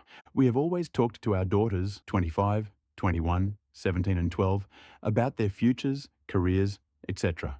We made it clear we'll support whatever path they want. Our eldest is 25 and chose to settle down and become a stay-at-home mum. Our 21-year-old is in college, no plans of marriage or kids, and wants to focus on a career. We're happy for both of them and all their successes. Our 17-year-old Sasha is in her senior year and getting ready to start applying to universities. Like our 21-year-old, Sasha wants to focus on her career, maybe get married, but definitely no kids. She's been saying this for a while, and we've supported that dream. Our other kids seem to appreciate what their mother does, have never belittled her position in the household.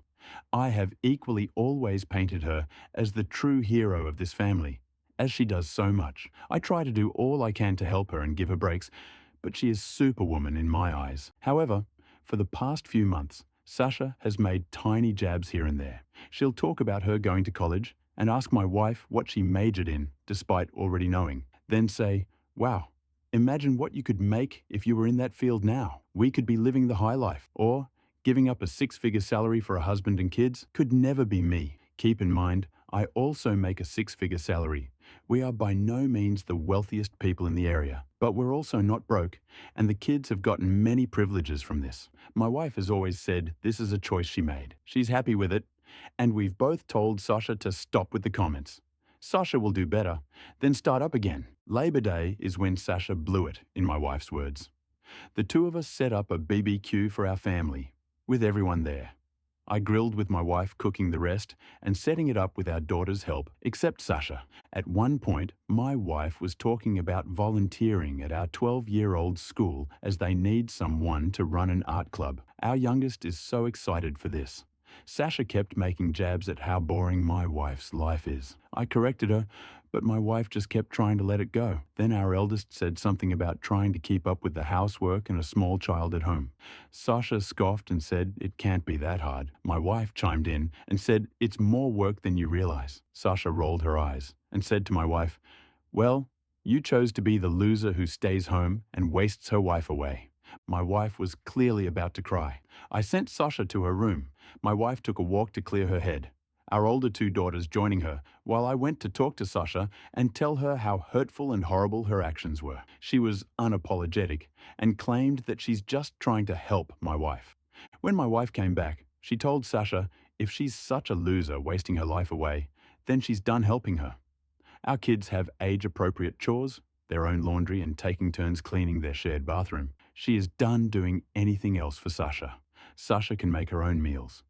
She's free to join us at dinner, but it'll be food she cooks and will either be things we already have in the house, or she can go buy it with her own money. As Sasha refused my wife's attempts to teach her how to cook over the years, it'll be her struggle. Sasha can find her own way to school. My wife also won't volunteer anymore at her school, meaning the club Sasha is on will need a new parent/teacher advisor, and if they don't find one, it'll be shut down. This will continue until my wife and I can see a sufficient change in attitude.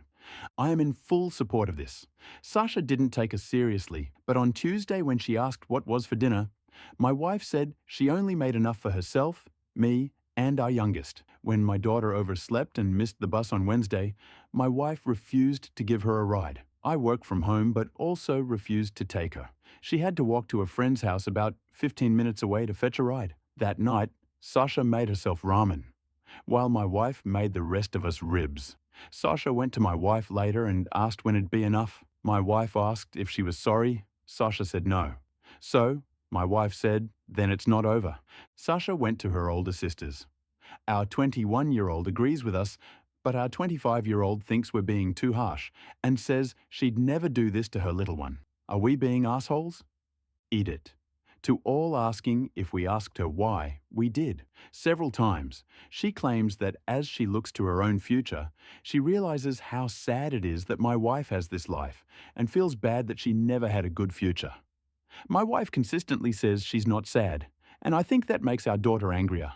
You and your wife are not AHs for having Sasha fend for herself. It wasn't called for. Considering Sasha's continued disrespect and belittling her mother's choices hurt. Your wife chose to be a stay-at-home mom, and that is a decision she is happy with. But Sasha's digs at it were undermining that. By making Sasha take responsibility for her own meals and transportation, you're teaching her accountability regarding her actions. Although